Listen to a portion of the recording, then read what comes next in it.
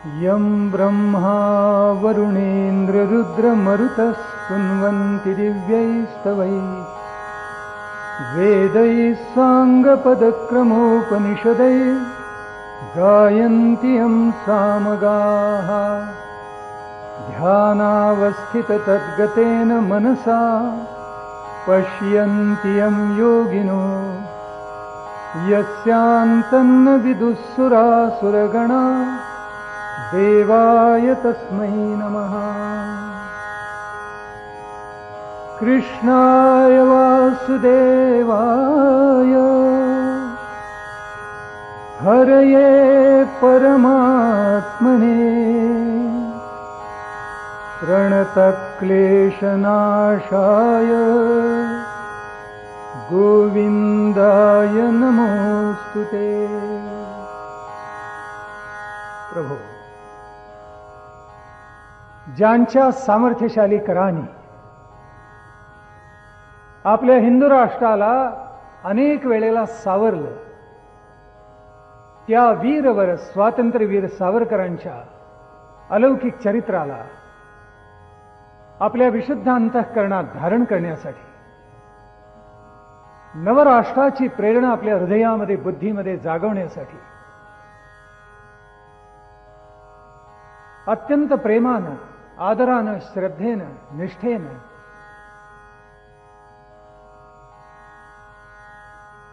एका उत्कट आस आपल्या चित्तामध्ये धारण करून पराकोटीच्या विश्वासानं या प्रांगणामध्ये उपस्थित असलेले सर्व राष्ट्रभक्त स्वातंत्र्यप्रेमी सावरकर प्रेमी आजचे विशेष मान्यवर अतिथी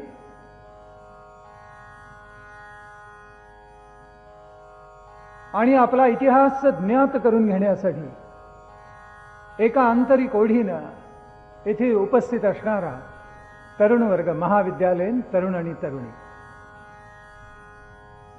ज्याला इतिहास कळतो त्याला वर्तमानाचं भान असतं आणि ज्याला वर्तमानाचं भान असतं तो भविष्य घडवू शकतो, असा एक इतिहासाचा सिद्धांत आहे. आणि तो आपल्या कर्मयोगातून स्वातंत्र्यवीरांनी सिद्ध करून दाखवला. काल आपण इतिहासाची जी मीमांसा केली ती स्वातंत्र्यवीरांनी केलेली आहे. त्यातले काही दाखले आपण वेगळे दिले असतील, पण त्यातली सगळी सैद्धांतिक सूत्र ही स्वातंत्र्यवीर सावरकरांनी मांडलेली आहेत. काल आपण म्हटलं की जे लोकोत्तर महात्मे जगामध्ये होऊन गेले आणि प्राधान्यानं आपल्या भारतवर्षामध्ये झाले, या सगळ्यांना इतिहासाचं विलक्षण प्रेम होतं. इतिहासाचं सखोल अध्ययन या लोकोत्तर महात्म्यांनी केलेलं आहे. इतिहासाचं विश्लेषण केलेलं आहे. इतिहासाची प्रेरणा घेतलेली आहे. इतिहासामधली जीवनमूल्य घेऊन आपलं आयुष्य चरित्रामध्ये पालटवून टाकलेलं आहे. सावरकरांना लहानपणापासूनच इतिहासाचा ध्यास होता, विश्वास होता, मनामध्ये आस होती. सावरकरांनी जगाचा इतिहास तर अभ्यासलाच, पण भारतवर्षाच्या अभ्यासाचा ध्यासच त्यांनी घेतला आणि त्याचं सखोल चिंतन केलं, त्याचं सखोल विवरण केलं, त्याचं सखोल विश्लेषण केलं आणि आपल्या इतिहासाची बलस्थानं कोणती आणि शबलस्थानं कोणती हे त्यांनी बरोबर शोधून काढलेलं होतं. लोकोत्तर महात्मे ज्या वेळेला इतिहासाचा अभ्यास करतात, घडून गेलेल्या घटनांचा अभ्यास करतात, त्यावेळेला त्याच्यातली बलस्थानं बरोबर ओळखतात आणि शबलस्थानं सुद्धा ओळखतात. शबल म्हणजे बलाच्या बरोबर उलटा अर्थ असलेला शब्द. सावरकरांनी आपली बलस्थानही ओळखली आणि शबलस्थानही ओळखली. बंगालमध्ये काय घडलं, पंजाबमध्ये काय घडलं आणि महाराष्ट्रामध्ये काय घडलं याचं सखोल चिंतन आणि विश्लेषण सावरकरांनी केलेलं आहे. आणि म्हणून त्यांनी एक वाक्य मोठं मार्मिक लिहून ठेवलेलं आहे की महाराष्ट्र ब्रिटिशांनी पूर्ण जिंकला, पण महाराष्ट्रीयांची मनं त्यांना कधी जिंकता आली नाहीत.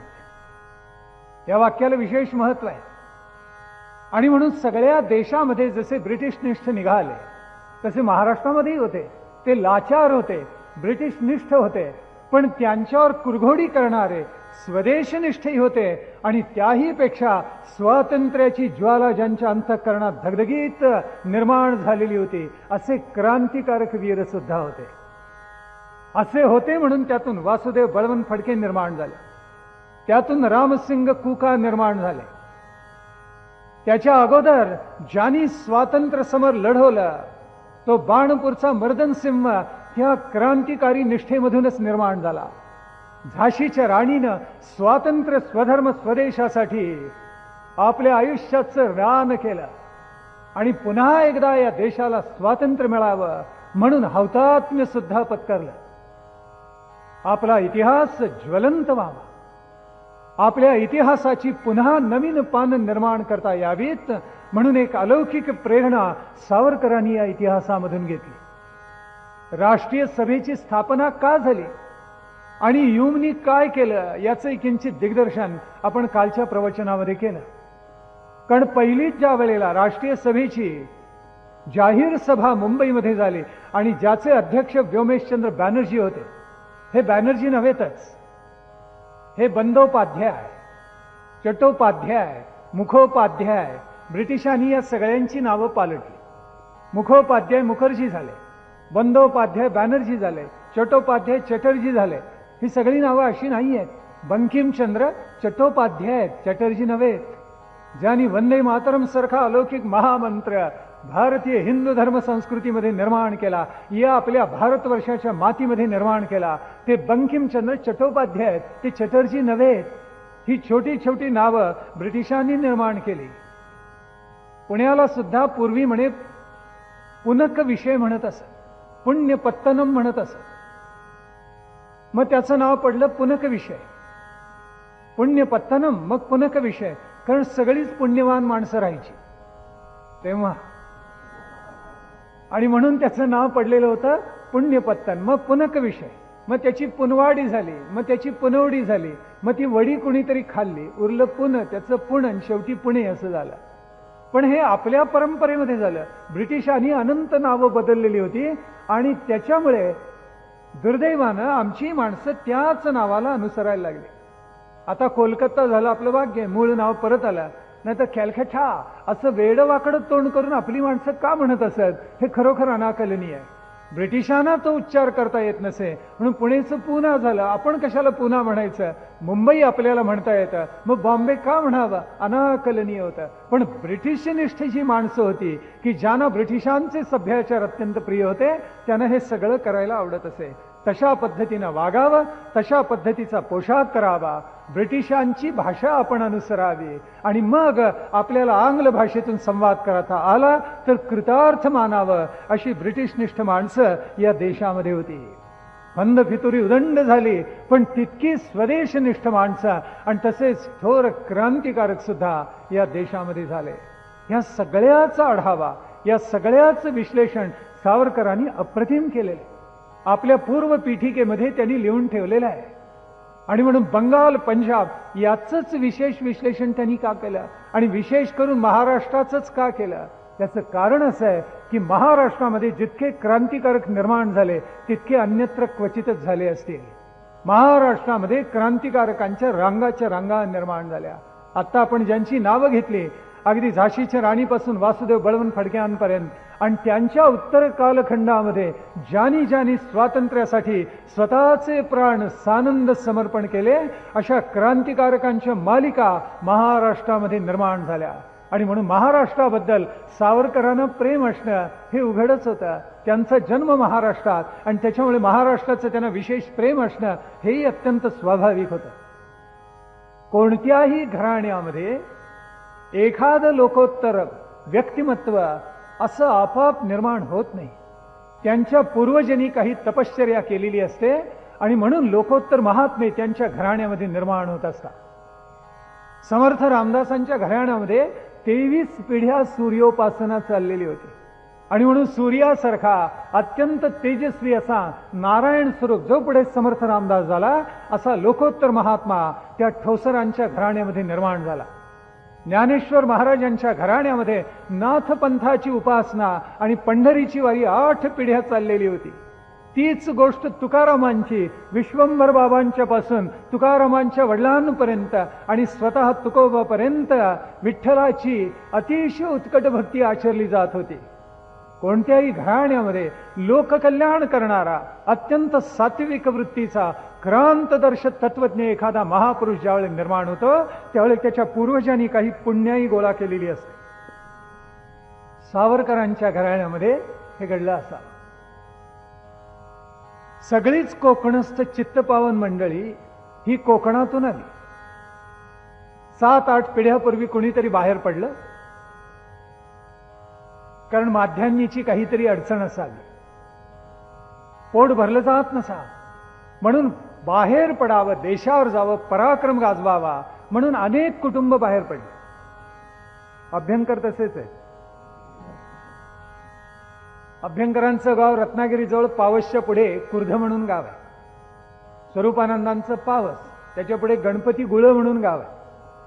म्हणजे गणपती पुळ्याचा जो गणपती तो मूळचा गणपती गुळ्याचा आहे अशी आख्यायिका आहे. आणि त्या गणपती गुळ्याच्या पुढे कुर्ध म्हणून एक छोटं वाडी आहे.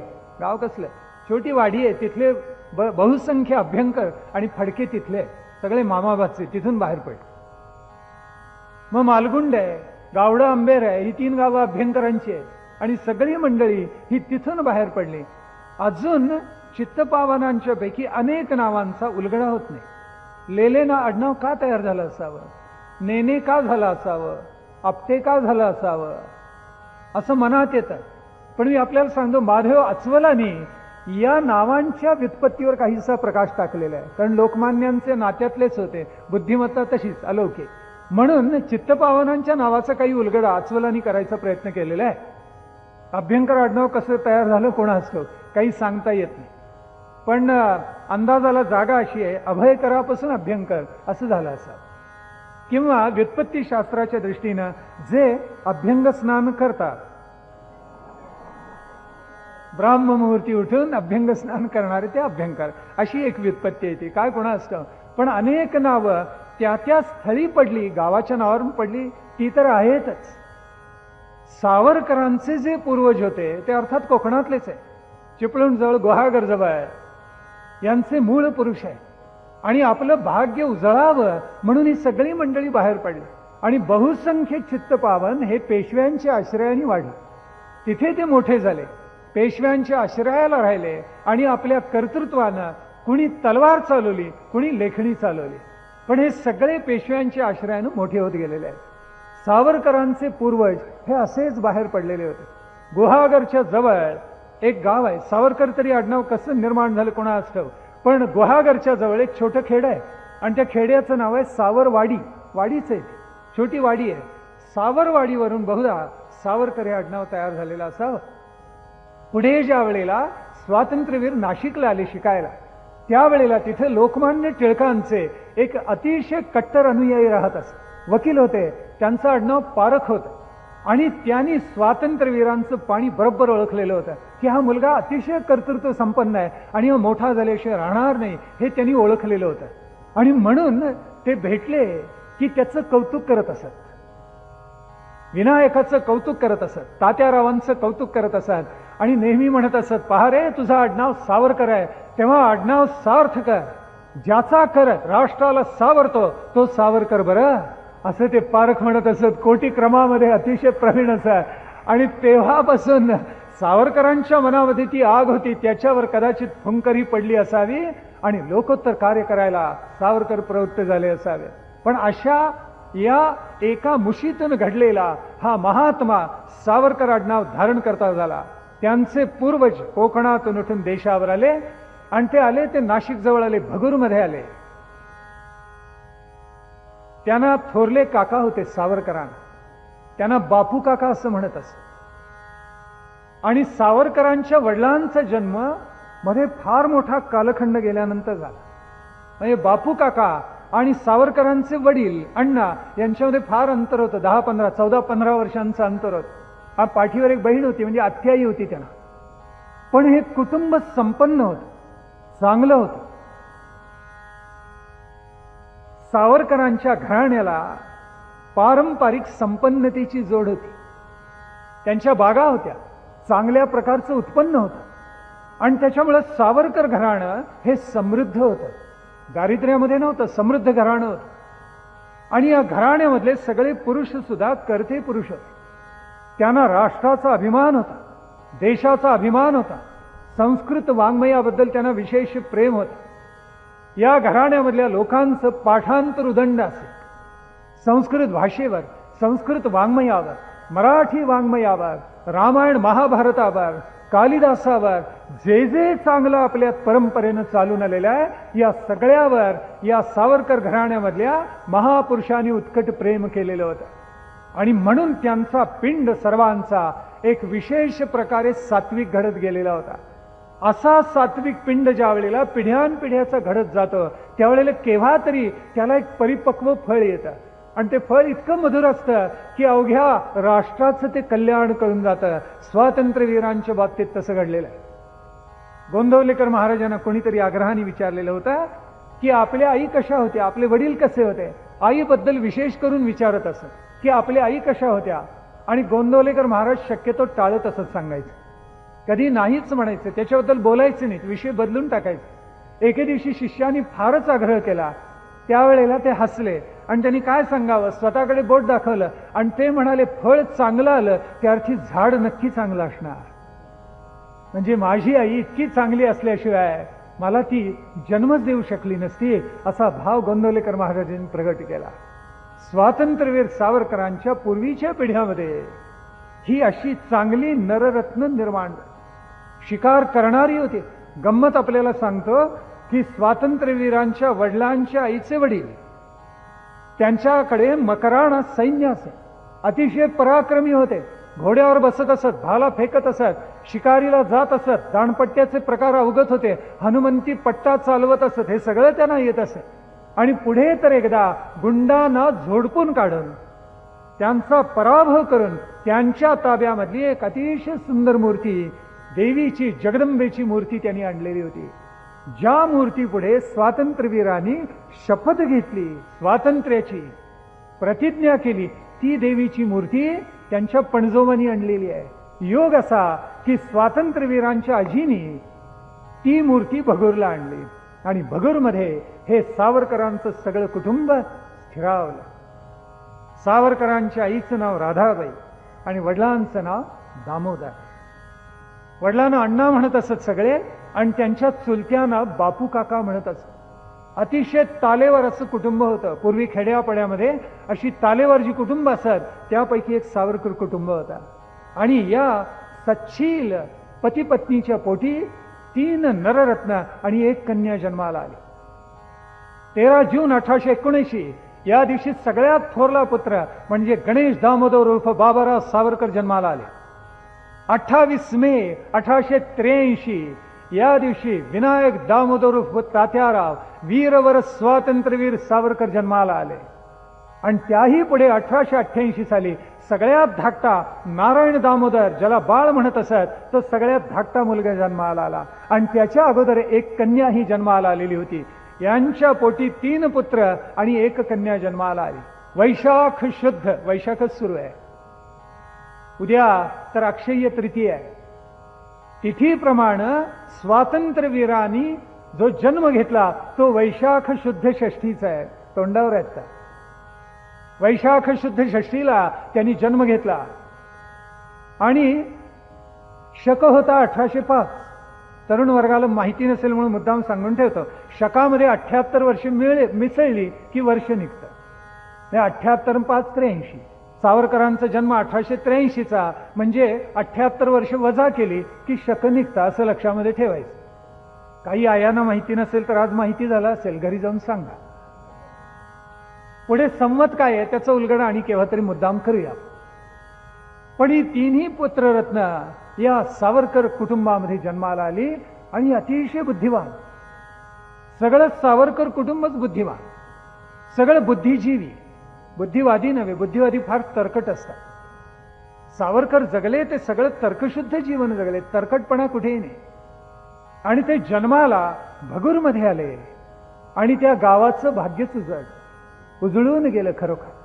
कारण आई अतिशय सच्छील, रामायण महाभारतावर वेदवाङ्मयावर पराकोटीची श्रद्धा असलेली माऊली होती, निष्ठा होती. आणि घरामध्ये जसे संस्कृत भाषेमधले ग्रंथ वाचले जात तसे मराठीमधले वाचले जात असत. मागच्या पिढीपर्यंत आम्ही स्वतः ऐकलेले. माझी नित्य आई ही नित्य वाचन करत असे. मग रामविजय असेल, पांडव प्रताप असेल, हरिविजय असेल, भक्त विजय असेल, या सगळ्या ग्रंथांवरच आमचा पिंड भावंडांचा परिपुष्ट झाला. कारण सदैव तेच कानावर पडत असे. व्यंकटेश स्तोत्र ऐकता ऐकता पहाटे जाग यायची. कधी गीतेचा भक्तियोग ऐकावा, कधी पुरुषोत्तम योग ऐकावा आणि आईच्या स्तोत्राने पहाटे जाग यावी, असं घडत असे. आता आयानं काही पाठच नसतं, उठलं की टीव्ही. मग मुलांवर काय संस्कार होणार? ही स्तोत्र म्हणून बघा त्याचे किती सखोल परिणाम आणि सखोल संस्कार मुलांवर होतात बघा. त्यावेळेला कळत नाही, पण नंतर कळत जात. मी वडिलांना विचारलेलं होतं की आता महिम्न कशाला म्हणून मला पाठ झालं. त्यावेळी म्हणाले, म्हणत राहा, 25 वर्षानंतर कळेल. आणि मला खरंच कळलं 25 वर्षांनी की त्या आवृत्त अशी स्तोत्र का करायची असतात आणि त्याची थोरवी आणि महात्म्य का असतं ते कळत जातं. राधाबाईंची पराकोटीची श्रद्धा धार्मिक ग्रंथांवर होती. अण्णा तर त्यांना गावामध्ये अतिशय मान होता, बापू काकांनाही मान होता आणि दोघेही उंचे पुरे, गोरेपान, व्यक्तिमत्व अतिशय चांगलं. राधाबाई तर दिसायला अतिशय चांगल्या होत्या. आणि स्वातंत्र्यवीरांना सुद्धा आई वडिलांचा वारसा मिळालेला होता, दिसायला चांगले होते. आणि त्याचा एक राजस अहंकार कुठेतरी त्यांच्या मनामध्ये होता. स्वतः त्यांनी ते लिहून ठेवलेलं आहे की मी दिसायला चांगला आणि लोक माझं खूप कौतुक करत असत. मला वर्णही चांगला मिळालेला होता, आई वडीलही माझे देखणे होते आणि मलाही जरा लोकांनी असं म्हटलं की बरं वाटत असे. आत्मवृत्तात त्यांनी लिहून ठेवलेला आहे. असा कुठेतरी राजस अहंकार माणसाच्या मनामध्ये असतं आणि असणं काही गैर नाही आहे. पण समर्थांचं एक सूत्र सावरकरांना फार लहानपणी उलगडलेलं होतं. समर्थ म्हणतात, रूप लावण्य अभ्यासिता नये, सहज गुणासी न चाले उपाय, म्हणून धरावी सोये आगांतुक गुणांची. रूपलावण्य अभ्यासिता नव्हे. रूपलावण्य आपल्याला कसं मिळावं हे ईश्वराधीन आहे, आपल्या हातात काही नसतं. आपलं नाक कसं असावं, आपली चेहरेपट्टी कशी असावी, आपण कसं दिसावं, हे सगळे ईश्वराच्या अधीन आहे. पण आपण कसं असावं हे स्वाधीन आहे असं विसरू नका. ईश्वराने तुम्हाला कसं घडवलं ही ईश्वराची देणगी आहे तुम्हाला. आपण स्वतःला कसे घडवतो आणि लोककल्याणाचं काय काम करतो हे ईश्वराला तुम्ही अर्पण केलेलं तुमच्या कर्तृत्वाचं आणि तुमच्या भक्तीचं फळ आहे.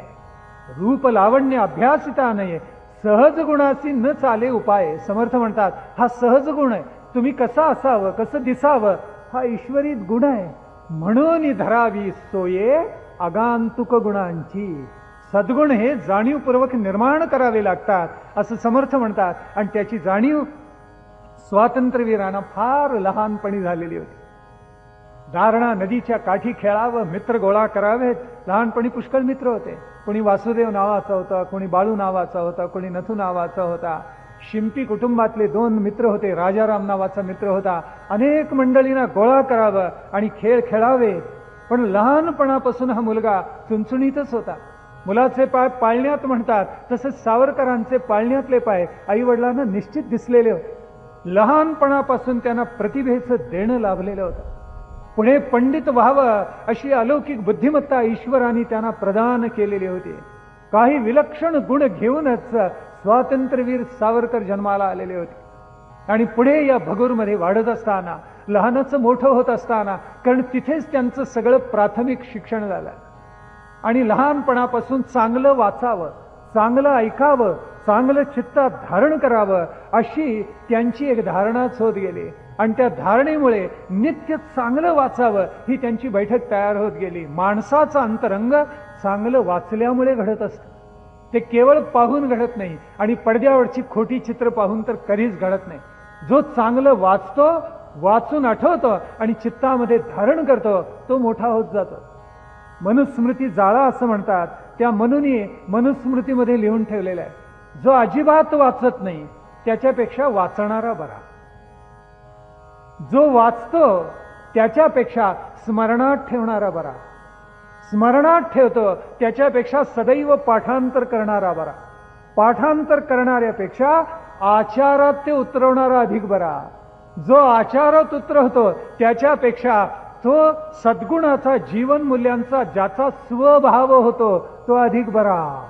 काय सुंदर लिहून ठेवले. एकापेक्षा एक चढती विभागणी करून टाकलेली आहे त्यानं. आणि जे सगळे लोकोत्तर महात्मे झाले त्यांनी इतिहासाचा अभ्यास करून आपल्या चित्तामध्ये ते सगळं धारण केलेलं आहे. स्वातंत्र्यवीरांनी हे सगळं धारण केलेलं होतं. कुठलाही ग्रंथ मिळाला की त्याचा फडशा पाडावा. लोकमान्यांना हेच वेड होतं, लक्षात ठेवा. रघुवंश मिळावा म्हणून वडिलांनी घातलेलं अत्यंत अवघड गणित त्यांनी खटपट करून सोडवून दिलेलं होतं.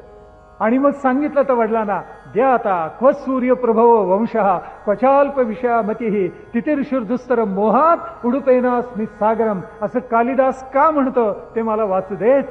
आणि वडिलांनी अतिशय आनंदानं रघुवंश ग्रंथ छोट्या बाळच्या हातामध्ये दिलेला होता. सावरकर असंच करत असत.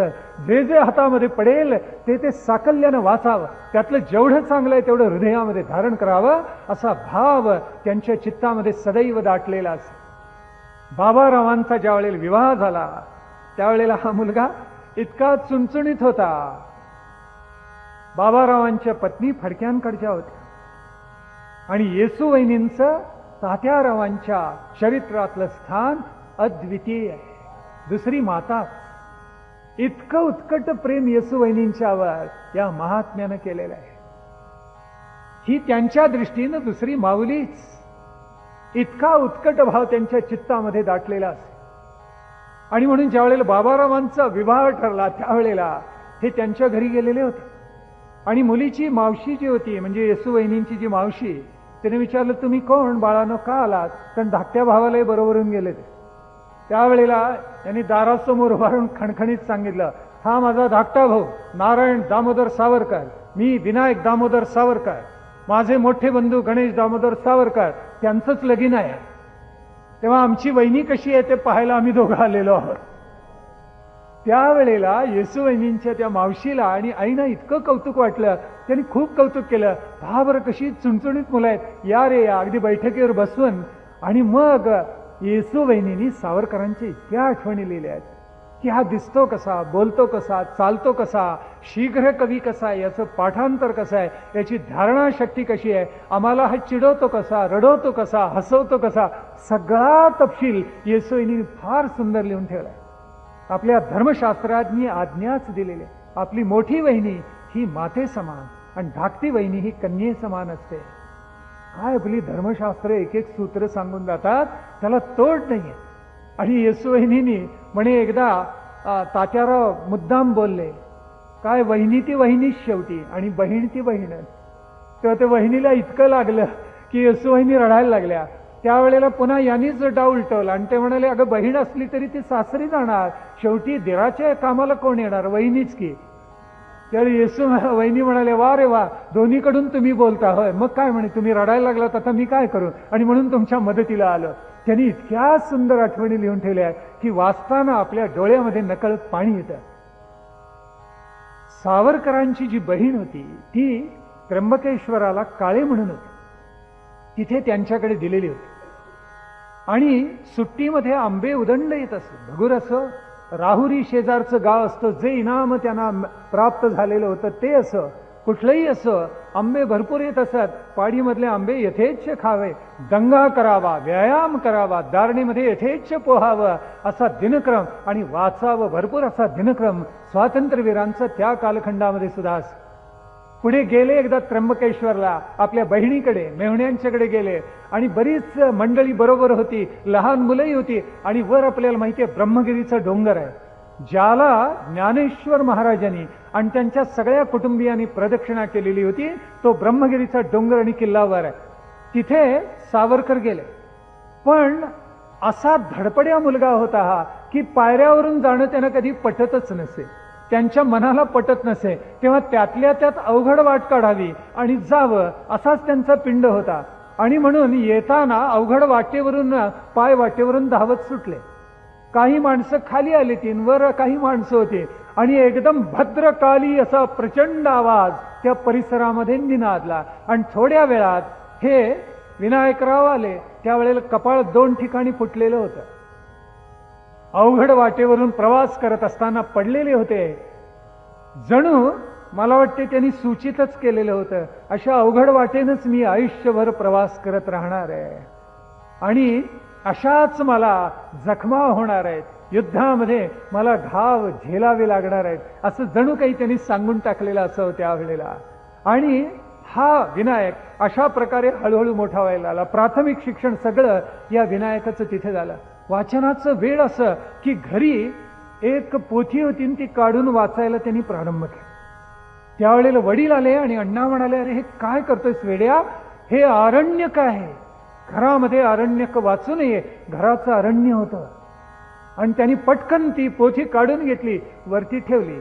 सावरकरांनी आठवणीत लिहून ठेवले की असं काही झालं की माझं मन त्याच्याकडे उलट जास्ती ओढ घेत असत आणि अण्णांचं लक्ष नाही असं बघून मी माळ्यावरून ती पोथी पुन्हा काढावी आणि खरंच अरण्य होतं का याचं प्रत्यंतर घेण्यासाठी ती पोथी पुन्हा वाचायला प्रारंभ करावा, असं काही विलक्षण या मुलाच्या स्वभावामध्ये होता. तेव्हा वडिलांची नजर चुकवून हा पुन्हा पुन्हा जर काय करत असेल, पुन्हा एकदा तो ग्रंथ त्याचं पारायण करायला सुरुवात करत असेल. कुठलीही गोष्ट समोर आली आणि आव्हानात्मक स्वरूपामध्ये आली की तात्यारावांना लहानपणापासून आनंद व्हायचा आणि म्हणून ती पोथी मुद्दाम काढून पुन्हा वाचायला ते प्रारंभ करत असत. एक एक दिवस पुढे जायला लागला. प्राथमिक शिक्षण स्वातंत्र्यवीर सावरकरांचं पूर्ण झालं, पण त्याच्या अगोदर त्यांच्या कुटुंबावर एक फार मोठी आपत्ती कोसळली. राधाबाई त्यांच्या मातुश्री केवळ 32-33 वर्षांच्या असाव्यात आणि महामारीची साथ आली आणि त्याच्यामध्ये त्या मृत्यू पावल्या. आणि त्यावेळेली मुलं काही फार मोठी नव्हती. आपल्याला असं ध्यानात घ्यायला पाहिजे की सगळं गाव आग्रह करत असताना अण्णांनी दुसरा विवाह केला नाही. ते म्हणाले, न जाणो कशी पत्नी मिळेल आणि या मुलांची आबाळ होईल, तेव्हा मलाच आता आई आणि वडील या दोन्ही नात्यानं या मुलांना वाढवलं पाहिजे. आणि खरोखर तसं वाढवलेलं आहे. अण्णांनी दुसरा विवाह केला नाही. आईची सगळी माया. अण्णा उत्तम स्वयंपाक करत असत. मुलाबाळांना वेळच्या वेळी खाऊ घालावं, वेळच्या वेळी झोपावं, वेळच्या वेळी त्यांच्या शिक्षणाकडे लक्ष द्यावं, असं स्वतः अण्णा तारतम्यानं करत असत. दुसरा विवाह केला नाही. अनेक कुणबी माणसं घरामध्ये भेटायला येत असत आणि त्यावेळेला कुणबी माणसं घाबरायची. ती अशी घामे घुमून आलेली माणसं पाहिली की स्वातंत्र्यवीर म्हणत असं, अरे खाली का बसता, असे वर बैठकीवर बसा. तर ती म्हणायची, नाही बा, आम्ही असं कसं काय करणार, वर कसं बसायचं, आम्ही आमची पायरी ओळखून आम्ही खाली बसतो. बापूसाहेब राबाकतील आम्हाला, म्हणजे बापू काका स्वातंत्र्यवीरांचे. त्यावेळेला हे म्हणत असत, अहो काय चिंता करताय, मी सांगतो ना बापू काकांना. आणि मग सगळ्या कुणब्यांना वर बसवत असत. थंड पाणी द्यावं, गूळ त्यांना द्यावा आणि मग ते कुणबी लोक इतके हरखून जात असत. लहानपणापासून जातीभेद स्वातंत्र्यवीरांना मान्य नव्हता.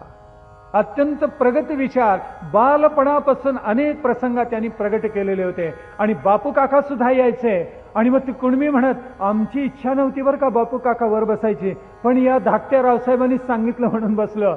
मग ते म्हणायचे, यांनी सांगितलं होय, मग आता माझी काय छाती आहे तुम्हाला उठा म्हणायची. इतकं प्रेम बापू काकांनी या स्वातंत्र्यवीरांच्यावर केलेलं होतं. आपल्या घराण्याचं नाव कोण उज्ज्वल करेल, तर हा मुलगाच उज्ज्वल करेल, ही भूमिका या बापू काकांच्या मनामध्ये सुद्धा होती. पण सगळ्या कुटुंबांना शाप असतात की काय कोणास, बापूंचं अण्णांचं कधीही पटलं नाही. काय आश्चर्य. तात्यारावांच्यावर म्हणजे अण्णाच्या मुलावर निरतिशय प्रेम बापूंनी केलेलं, पण बापू आणि अण्णांचं मात्र कधी विशेष पटलं नाही. केवढं आश्चर्य करण्यासारखं आहे. पण हा मुलगा मोठेपणी कुणीतरी होणार आणि सावरकर घराण्याचं नाव उज्ज्वल करणार, निसंशय ही भूमिका बापू काकांच्या मनामध्ये होती. स्वातंत्र्यवीर सावरकरांची कुंडली ज्यांनी पाहिली असेल त्यांच्या असं लक्षात येईल की त्यांच्या नवमामध्ये हर्षल आहे. आणि ज्यांच्या नवमामध्ये म्हणजे केवळ तेवढाच योग नव्हे बरं का, आणखीनही काही ग्रहांची अनुकूलता त्याला लागते. पण नवमामध्ये जर हर्षल असेल तर तो मुलगा फार उचापती करणारा असतो आणि मोठेपणी तो कोणीतरी होतो. मोठा होत असताना त्याच्या सद्गुणांना योग्य दिशा लाभली तर तो लोकोत्तर कार्य करतो, नाहीतर वेड्या वाकड्या मार्गाला सुद्धा जाण्याची शक्यता असते. म्हणून नवमामध्ये हर्षल होता. गावामधल्या ज्योतिषांनी सांगितलं, अण्णा हे पोर विलक्षणच निपसते की नाही पहा. मोठं झाल्यानंतर नवमामध्ये हर्षल आहे, तो गुण दाखवल्याशिवाय राहणार नाही. आणि तसं खरोखर घडलं. लहानपणापासून विचक्षण असणारा हा मुलगा मोठा व्हायला लागला. प्राथमिक शिक्षण सगळं संपलं आणि मग इंग्रजी शिक्षणासाठी तात्यारावांना नाशिकला पाठवण्यात आलं. बाबारावांनी आपल्या धाकट्या भावाच्या शिक्षणासाठी अपरंपार श्रम केले, फार श्रम केले. आपल्याला कितीही झिजावं लागलं तरी चालेल, पण तात्या विलक्षण बुद्धिवान आहे, त्याला आपण शिकवलंच पाहिजे, हे बाबारावांचं एक स्वप्न होतं. आणि स्वतः जिजून चंदनाप्रमाणे बाबारावांनी तात्यारावांचं शिक्षण पूर्ण केलं. सासूरवाडीकडूनही तात्यारावांना मदत मिळाली, पण पहिला ध्यास तात्यारावांच्या शिक्षणाचा जो घेतलेला होता तो स्वतः बाबारावांनी म्हणजे गणेश दामोदरांनी घेतलेला होता. आंग्ल शिक्षण घेण्यासाठी स्वातंत्र्यवीर सावरकर आले, ते नाशिकमध्ये आले आणि नाशिकमध्ये त्यांना अनेक मित्र हळूहळू भेटत गेले.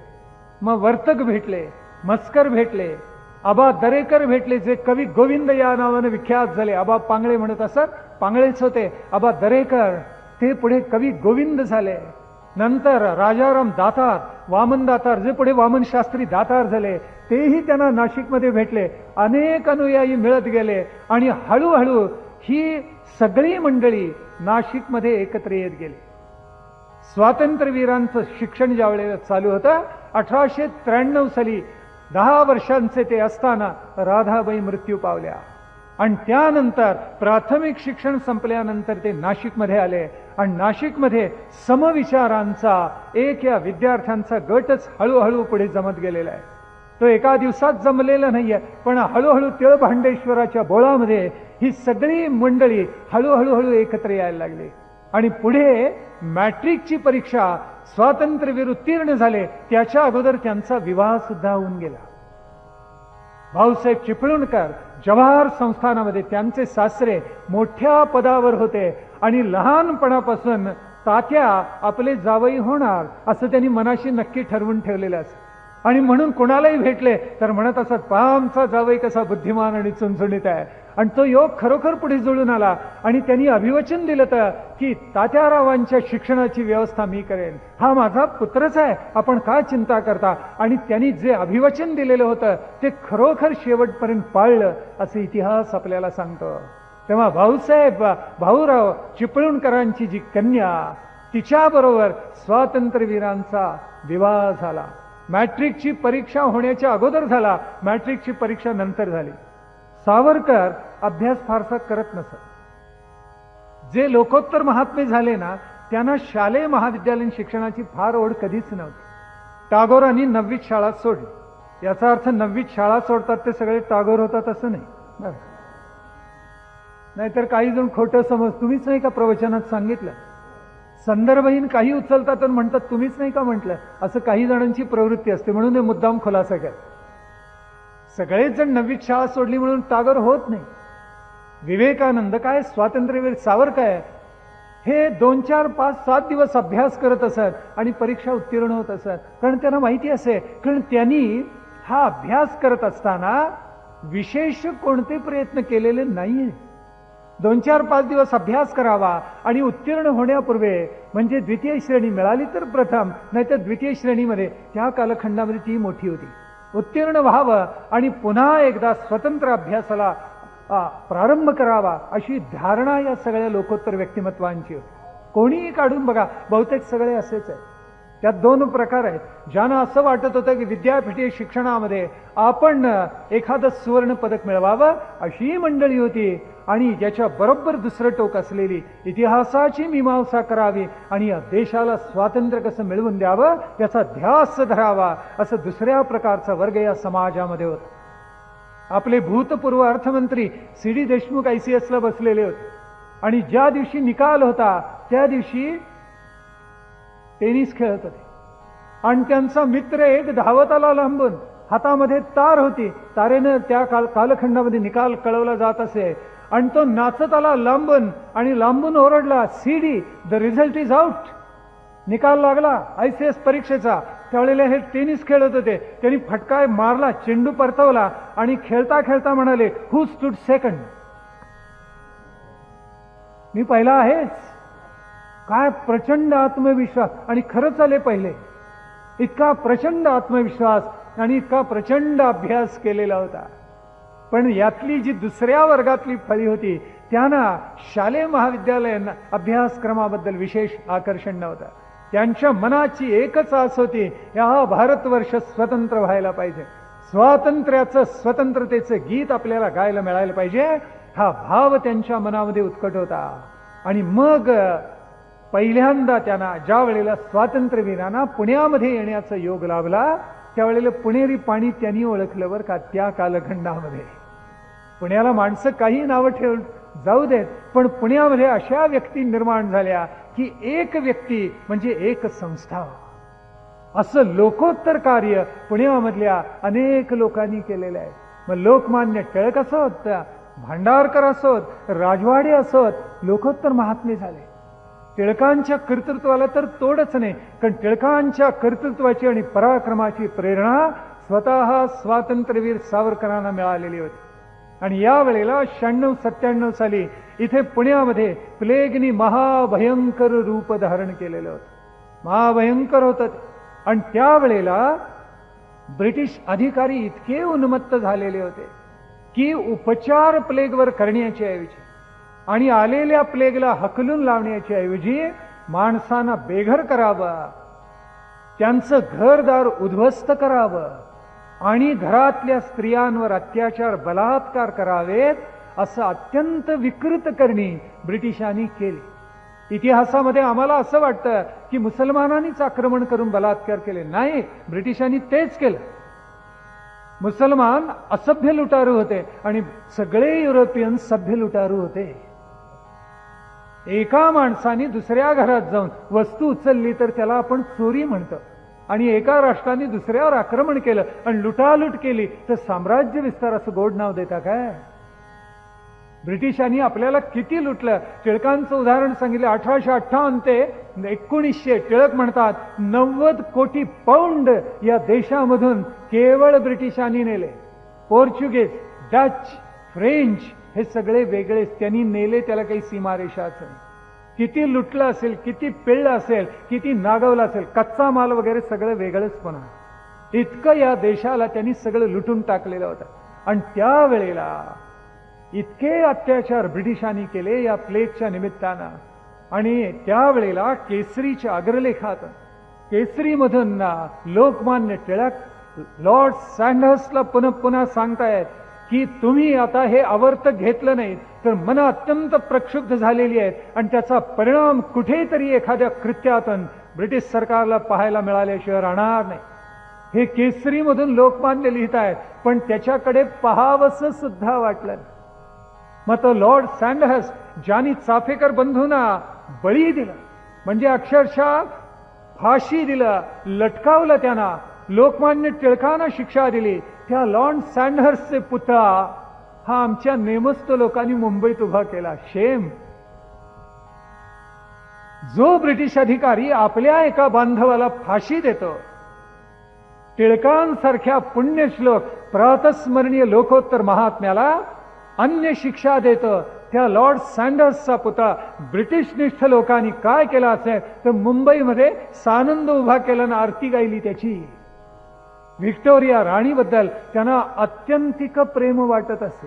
जणू ही सार्वभौमिनी अतिशय उपहासात्मक सावरकरांनी लिहून ठेवलेली आहे. ही कोण तर ही देवी. देवी म्हटलं आम्हाला वाटले श्री जगदंबा तुळजाभवानी, नाही. देवी कोण तर श्री व्हिक्टोरिया सार्वभौमिनी. तिची आरती हे गातात. राष्ट्रीय सभा जमली रे जमली की पहिल्यांदा आरती कुणाची, जय जयकार कुणाचा? व्हिक्टोरिया राणीचा. व्हिक्टोरिया राणी मेल्यानंतर आपली आई मेल्याचं दुःख अनेकांना झालं. रडत असत सगळेजण घरामध्ये. जे नेमस्त होते आणि ब्रिटिश शाळलेले होते, आंगलाळलेले होते, त्यांना इतकं दुःख झालं की घरातलंच आपल्या कुणीतरी गेलं.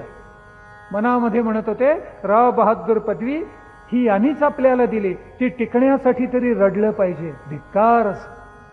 कोठूरला सभा झाली, व्हिक्टोरिया राणी मेली आणि राजा एडवर्ड बादशाह झाला.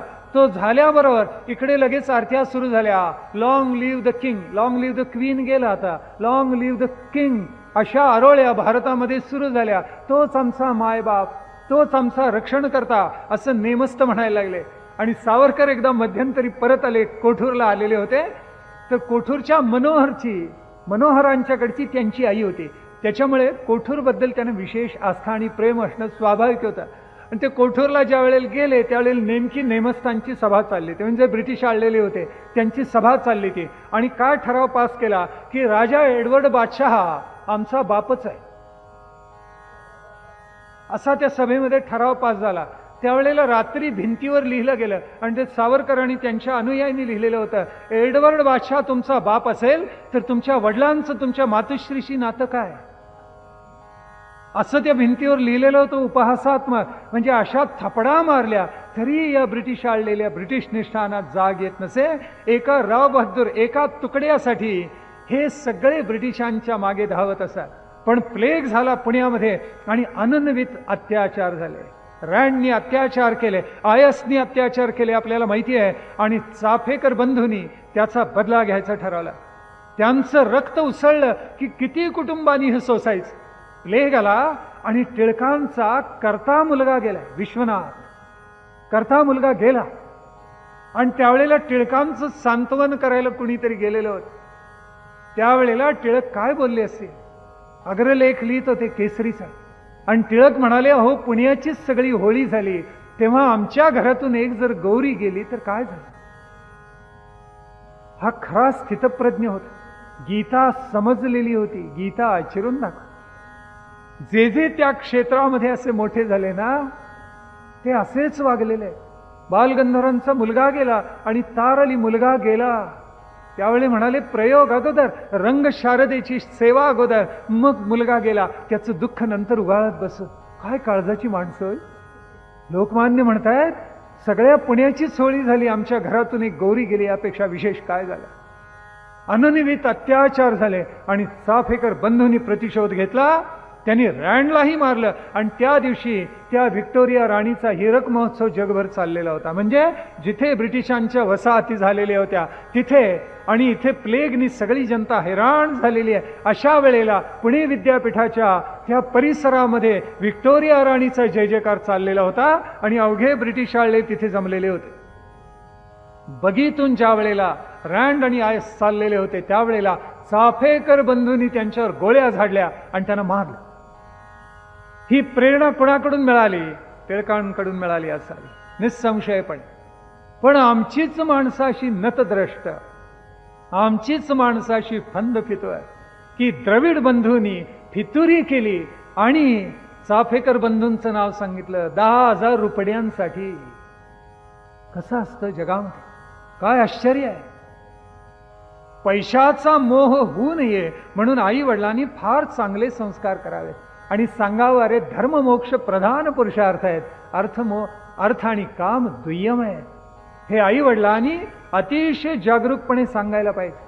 वासुदेव बळवंत फडक्यांना पकडलं आणि शिक्षा झाली. कोर्टामध्ये न्यायालयामध्ये खटला उभा राहिला आणि त्यावेळेला त्यांचं वकीलपत्र कोण घेणार, कोण विधिज्ञ पुढे येणार, अशी समस्या. त्यावेळी पुण्यामधल्या सार्वजनिक काकांनी ते वकीलपत्र घेतलेलं होतं आणि सांगितलेलं होतं, 72 फाशी गेलो तरी चालेल, वासुदेव बळवंत फडक्यांना वाचवायचा प्रयत्न करेन. ब्रिटिशांच्या विरुद्ध काही करणं म्हणजे आपल्या प्रपंचावर अग्नी कोसळणार ही खुणगाठ असे त्या काळी. सार्वजनिक काका म्हणाले, वाटेल ते झालं तरी बेहत्तर आहे, मी एकच करतो, हे वकीलपत्र घेतो आणि लढतो. आणि लढलेले आहेत. वकील ज्या वेळेला झाले त्यावेळेला विलक्षण घडलं. एका पारशी माणसाचा खटला त्यांनी चालवलेला होता आणि जिंकल्यावर त्या कालखंडामध्ये 19व्या शतकामध्ये सार्वजनिक काकांना त्या पारशी हशिलानं 10,000 चांदीचे रुपये दिलेले होते. आणि सार्वजनिक काकांना हर्षवायू झाला, काय करावं या पैशाचं. असं झालं. आई फार शहाणी होती, हात धरला सार्वजनिक काकांचा आणि म्हणाली, बाळा चल माझ्याबरोबर. देवघरात नेलं. असं त्या कालखंडात देवघर बरं, म्हणून देवघरापुढे नेऊन उभं केले आपल्या मुलाला आणि सांगितलं, पैसा मिळाला पुढेही मिळेल, वकिली तुझी उत्तम चालेल, प्रतिज्ञा कर, हा सगळा पैसा सत्कार्यासाठी लावशील.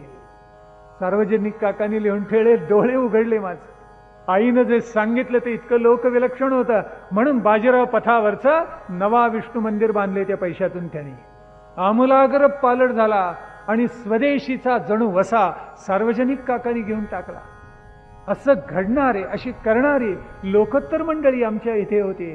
पण फंद फितूर करणारे द्रविड बंधूंच्या सारखेच होते. या द्रविड बंधूंनी 10,000 रुपये घेतले आणि चाफेकर बंधूंची नावं सांगितली. त्यांना पकडण्यात आलं आणि दामोदर चाफेकर आणि बाळकृष्ण चाफेकर या दोघांना पकडलं आणि काय केलं असेल, फाशी दिलं.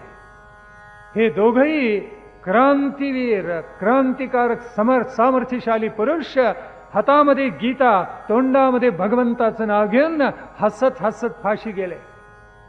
स्थिर चित्तानी गेले, स्थिर हृदयानी गेले आणि मनाशी म्हणत गेले की हे मातृभूमी, पुन्हा याच मातीत जन्माला येईन आणि पुन्हा तुझी सेवा करण्यासाठी पुन्हा फाशी जावं लागलं तरी बेहत्तर आहे, पण पुन्हा या मातीमध्ये आई, हे मातृभूमी आम्ही जन्म घेतल्याशिवाय राहणार.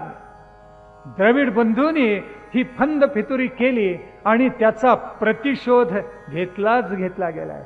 प्रचंड घेतला गेला. असा तसा नाही, साधा सुद्धा नाही, तो घेतला गेला. आणि कसा घेतला गेला तर चाफेकरांचे धाकटे बंधू वासुदेव होते आणि रानडे या दोघांनी द्रविड बंधूंना बोळामध्ये गाठलं आणि त्यांच्यावर पिस्तुलांनी गोळ्या झाडून त्यांचा वध केला. त्या पापात्म्यांना, राष्ट्रद्रोह्यांना कडक शासन त्यांनी करून टाकलं आणि द्रविड बंधू मारले गेले. पुढे वासुदेवरावांना आणि रानडेंना पकडल्यानंतर त्यांना तीच शिक्षा झाली. वासुदेवराव आणि रानडे दोघेही फाशी गेले आणि ते असेच गेलेले. हातामध्ये भगवद्गीतेचा ग्रंथ, नैनम छिंदन्ति शस्त्राणि नैनम दहति पावकः वासांसी जीर्णानि यथा विहाय, असं म्हणत भगवद्गीतेचा अलौकिक संदेश आपल्या हृदयामध्ये, आपल्या कंठामध्ये, वैखरीमध्ये धारण करून हसत हसत फाशीचा दोर यांनी गळ्यामध्ये घातला. काय काळीज असेल या लोकांचं. आणि चाफेकरांनी हा जो त्याग केला, चाफेकर बंधूंनी, आद्य क्रांतिकारकांनी ही जी क्रांतीची ज्वाला निर्माण केली, ती स्वातंत्र्यवीर सावरकरांच्या हृदयामध्ये जागली. चाफेकरांनी जो पराक्रम केला त्यामुळे त्यांना इतकं अस्वस्थ व्हायला झालं, झोप येईना. चाफेकरांचा फटका त्यांनी लिहिलेला आहे, इतका सुंदर लिहिलेला, पोवाडा रचला आणि रात्रभर जाग राहून चाफेकरांना जणू आदरांजली ते वाहत होते. आणि त्यावेळेला अण्णांनी त्यांना पाहिलेलं होतं आणि ते पाहून त्यांचा जीव कासावीस झाला. अरे तू एवढा नाजूक सुकुमार असा हा कसला कठोर विचार करतोयस, नको रे बाळा त्या मार्गाने जाऊ, म्हणून अण्णांनी विनवणी केलेली होती तात्यारावांची. आणि ही विनवणी केल्यानंतर उरला सुरला एक अंश सुद्धा नकारात्मक जो असेल तो त्यांच्या हृदयामधून बाहेर पडला आणि मनोमन प्रतिज्ञा केली आणि चाफेकर बंधूंना आपल्या हृदयामधून अभिवचन दिले आणि सांगितलेलं आहे, आपला वसा क्रांतीचा आणि स्वातंत्र्य लढ्याचा आम्ही पुढे चालवू. अशी एक विलक्षण क्रांती ज्योत सावरकरांच्या हृदयामध्ये निर्माण झालेली होती. आणि म्हणूनच वयाच्या 14व्या-15व्या वर्षी हा महात्मा, भविष्यकालीन वीरवर स्वातंत्र्यवीर त्या जगदंबेच्या प्रतिमेसमोर उभा राहिला आणि हृदय आनंदानं उचंबळून गेलेलं होतं. त्या देवघरातलं वातावरण अत्यंत पावन, प्रसन्न आणि गंभीर झालेलं होतं. ती अष्टभुजा जगदंबा आपल्या अनंत हातांनी आपल्या आशीर्वचाचा वर्षाव करतेय, असा भाव या वीरवर मुलाच्या मनामध्ये निर्माण झालेला होता. आणि म्हणून गदगदलेल्या कंठानं, अत्यंत पराकोटीच्या दृढनिश्चयानं या 15 वर्षाच्या कोवळ्या या तरुणानं, या मुलानं प्रतिज्ञा केली आणि सांगितलं की जोपर्यंत मातृभूमीला स्वातंत्र्य मिळवून देत नाही, इथे स्वराज्य मिळवून देत नाही, तोपर्यंत मारिता मारिता मरे तो झुंजेन, स्वातंत्र्याचा, क्रांतीचा केतू निर्माण करेन. हे मायभूमी, मातृभूमी, तुला स्वातंत्र्य मिळवून दिल्याशिवाय राहणार नाही. शिवाजी महाराजांनी 14व्या-15व्या वर्षी स्वराज्याची शपथ घेतली.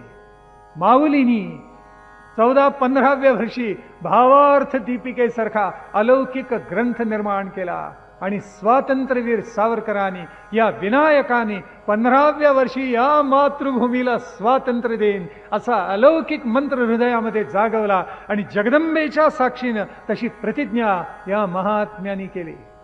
लोकोत्तर महात्मे लहानपणीच भविष्यातलं उज्ज्वल स्वप्न पाहत असतात आणि त्यासाठी त्यांच्या सद्गुणांचा परोत्कर्ष प्रत्येक प्रसंगातून होत असतो. जीवनमूल्य ज्या दृष्टीने ते शिरोधार्य करत असतात त्याची प्रेरणा, लोककल्याणाची प्रेरणा अनंत जनांना मिळत असते आणि त्यातून राष्ट्राची आणि प्रबळ समाजाची, लोकोत्तर महात्म्यांची आणि पुढल्या अनुयायांची पिढी घडत असते. एका लोकोत्तर महात्म्याने हे केलं की राष्ट्रासाठी हे सगळं निर्माण होत असतं. स्वातंत्र्यवीरांनी हे केलं आणि स्वतःच्या कृतीनं भविष्यामध्ये पुन्हा करून दाखवलेलं होतं. स्वातंत्र्यवीरांनी मॅट्रिकची परीक्षा दिली, त्याच्यामध्ये ते उत्तीर्ण झाले. हे पाणी विलक्षण आहे हे सगळ्यांनाच जाणवलेलं होतं. पण स्वातंत्र्यवीरांच्या कुटुंबावरच त्या प्लेगचा आघात झाला. प्लेग पुण्यातून मुंबईत, मुंबईतून पुण्यात, तिथून नाशिककडे भगूरला सुद्धा आलेला होता आणि भगूरमधली अनेक कुटुंब या आपत्तीमध्ये सापडलेली होती. ज्या शिंपी कुटुंबाचा आपण उल्लेख केला, ज्याच्याशी अण्णांचं अतिशय जिव्हाळ्याचं नातं होतं, त्या घराण्याचा कर्ता पुरुष प्लेगला बळी पडला आणि पाहता पाहता ते घर उद्ध्वस्त झालं. कारण ब्रिटिशांनी ते पहिल्यांदा मोडूनच टाकलं, उद्ध्वस्त झालं. आणि एका संध्याकाळी त्या घरावरून येताना त्या अण्णांच्या काळजामध्ये चर झालं. अरे हा नांता गाजता वाडा आज काय दशा झाली, उद्ध्वस्त होऊन गेलेला आहे. आणि पायाखालची वाट असून सुद्धा पाय मुरगळला. अण्णा पडले वाटेमध्ये आणि तसेच लंगडत घरी आले आणि पाहिल्याबरोबर तात्याने विचारलं काय झालं अण्णा. त्यावेळी ते म्हणाले अरे काही नाही, पाय मुरगाळला, थोडंसं पडलो एवढाच. पण तसं झालेलं नव्हतं. काखेमध्ये गाठ आलेली होती, प्लेगची लागण घरामध्ये झालेली होती आणि सगळ्या घराला धस्स झालं. कारण बाहेर तर वार्ता कळवून द्यायची नाही. पाहतात तर अण्णांच्या पाठोपाठ बाबांना लागण झाली. आपल्या वडिलांना काय लागेल का म्हणून बाळला, आपल्या धाकट्या भावाला तात्यांनी सांगितलेलं होतं. स्वातंत्र्यवीर सावरकरांनी दरवाजाशी थांब, अण्णा काय करतायत बघ, तिथून हलू नको. असं हे सगळं चाललं तर दिवस चाललेले होते आणि एके दिवशी धाकटा भाऊ धावत खाली आला आणि स्वातंत्र्यवीर त्याला रागावले आणि म्हणाले मी तुला काय सांगितलं तर बा, तू जागा का सोडलीस. त्यावेळेला ते लहान पोर पुन्हाच म्हणायला लागलं की माझ्याही काखेमध्ये गाठ आलेली आहे. कसं सांभाळलं असेल कुटुंब. 3 व्यक्ती प्लेगच्या लागण होऊन गेल्या. पूर्वीच्या काळी असं घडत असत. माझे आजोबा असेच गेले, प्लेगच्या लागणीमध्ये गेले. आई आठवणी सांगायच्या. 32व्या वर्षी गेले, इंजिनियर झालेले होते. इतके कर्तृत्ववान. 32व्या वर्षी मनुष्य जातो, विश्वासच बसू नये. पण प्लेगची अशी साथ आली, महामारीची साथ आली की शेकडो हजारो माणसं मृत्युमुखी पडत असत. ह्या प्लेगच्या लागणीमध्ये अण्णा गेले आणि शेवटी तर त्यांना वात भरत असे अंगामध्ये. आणि वात भरला की आरडाओरडा करत असत, अंगावर धावून येत असत. आणि तात्याराव सुद्धा माडीवरून खाली धावून येत असत. न जाणं अण्णा काय करून बसतील सांगता येत नाही. आणि ओरडत बाहेरून कडी लावून घ्यावी लागत असे. आणि अण्णा आक्रोश करत असत, अरे तात्या बाळ मला पाणी द्या प्यायला. आणि वैद्यांनी सांगितलेलं असे पाण्याचा थेंब द्यायचा आहे, एक पाण्याचा थेंब सुद्धा द्यायचा नाही. आणि त्यांचा आक्रोश यांचं काळीज भेदून जात असे. अण्णा मृत्युमुखी पडले आणि अण्णा गेल्यानंतर ही सगळी भावंड जणू छप्परच मस्तकावरचं हरवलं. पण योग असा की येसूवहिनींच्या, तात्यांच्या शुश्रूषेमुळे बाबाराव बरे झाले. बाबारावांच्या पाठोपाठ बाळी बरा झाला आणि मोठं संकट. अण्णा गेले पण भावंड वाचलं. प्लेगचं संकट हळूहळू मागे पसरत गेलं. आणि या वेळेला अगोदर एक विलक्षण घटना घडून गेलेली होती. हे सगळे प्लेग मधून वाचले. अण्णा गेले आणि त्यांचे कुळ होतं या सावरकरांचं, त्यांचं आडनाव त्या कुळाचं कारंजकर म्हणून होतं. आणि हे कारंजकर कुळ जे होतं शेतामधलं ते भेटायला आले. आणि ते कारंजकर म्हणाले की अहो केवढी विपत्ती तुमच्या घराण्यावर आली. एकेकाळी संपन्न असलेलं आपलं कुटुंब आता विपन्न अवस्थेला पोचलेलं आहे. तेव्हा बाबारावांना तो कारंजकर, तो लबाड होता मोठा, तो सांगायला लागला की मला देवतेचा दृष्टांत झालाय. आणि देवतेनं मला असं सांगितलेलं आहे, हे विपन्नावस्थात कुटुंब आहे, मदत कर. अहो नदीच्या पल्याड गुप्तधन आहे आणि 3 दिवसांनी आम्ही ते काढणार आहोत. मी तर असा भणंग भिकारी, मला त्याचा काय उपयोग आहे? बाबाराव, हे सगळं धन गणेश पंत मी आपल्यालाच आणून देणार आहे. त्यावेळेला आश्चर्य म्हणजे बाबारावांचा विश्वास बसला.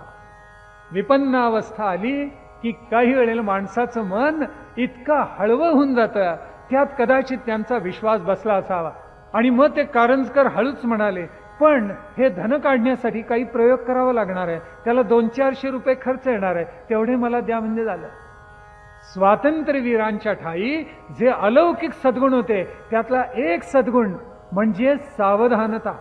ती नित्य असे आणि प्रतिकूल प्रसंग आला रे आला की ती वाढत असे आणखी. म्हणून तात्याराव म्हणाले, बाबाराव आणखी अजिबात देऊ नका, धन देऊ नका, हा मनुष्य पुन्हा परत येणार नाही, मला खात्री आहे. तरी सुद्धा बाबारावांना मोह झाला. कुठून तरी पैसे गोळा करून त्यांनी त्या कारंजकरांना दिले. स्वातंत्र्यवीरांचं ऐकलं नाही. दुसऱ्या दिवशी येतो म्हणणारा हा कारंजकर जो पळाला, अदृश्य झाला, तो पुन्हा खरा आलाच नाही. दुसरा दिवस गेला, तिसरा, चौथा, आठवड्यानी बाबारावांनी त्यांना गाठलं. त्यावेळी तो म्हणाला, काय करू, मी हे सगळं करणार होतो, पण दुर्दैवानं हो असं झालं की मी ते धन काढायच्या अगोदर काही माणसं आली, गुंड आले, त्यांनी मला मारलं आणि तुम्ही दिलेले पैसे ते घेऊन गेले. तेव्हा आता तुम्ही गप्प राहा, मी गप्प राहतो. कारंजकरांनी ते पैसे पळवले. बाबाराव पुन्हा मात्र त्या मार्गाला कधीही गेले नाही, त्याकडे कधीही वळले नाही. पण 1893 मध्ये एक घटना अशी घडली की तात्यारावांच्या मनातलं स्वप्न काय त्यांच्या सवंगड्यांना बरोबर कळलं. त्यावेळेला उत्तरेकडे हिंदू मुसलमान दंगल झालेली होती. फार प्राचीन परंपरा.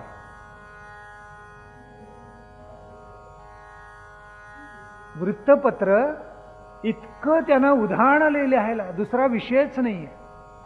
गोधराबद्दल बोलत नाहीत, गोधरा नंतर काय एवढंच लिहितात. गोधराबद्दल कोणी बोलायला तयार नाही. रामसेवक जळले, आमच्या माता भगिनी त्याच्यामध्ये जळल्या, लहान बालकच जळली, याच्याबद्दल लिहित नाहीत. पण प्रतिशोध जो घेतला गेला त्याच्याबद्दल मात्र सारखं गीतेमध्ये म्हटले, शंखम दधमौ पृथक पृथक. तशी सगळी प्रचार माध्यम, नियतकालिका त्याच्याबद्दल पुन्हा पुन्हा लिहित आहेत.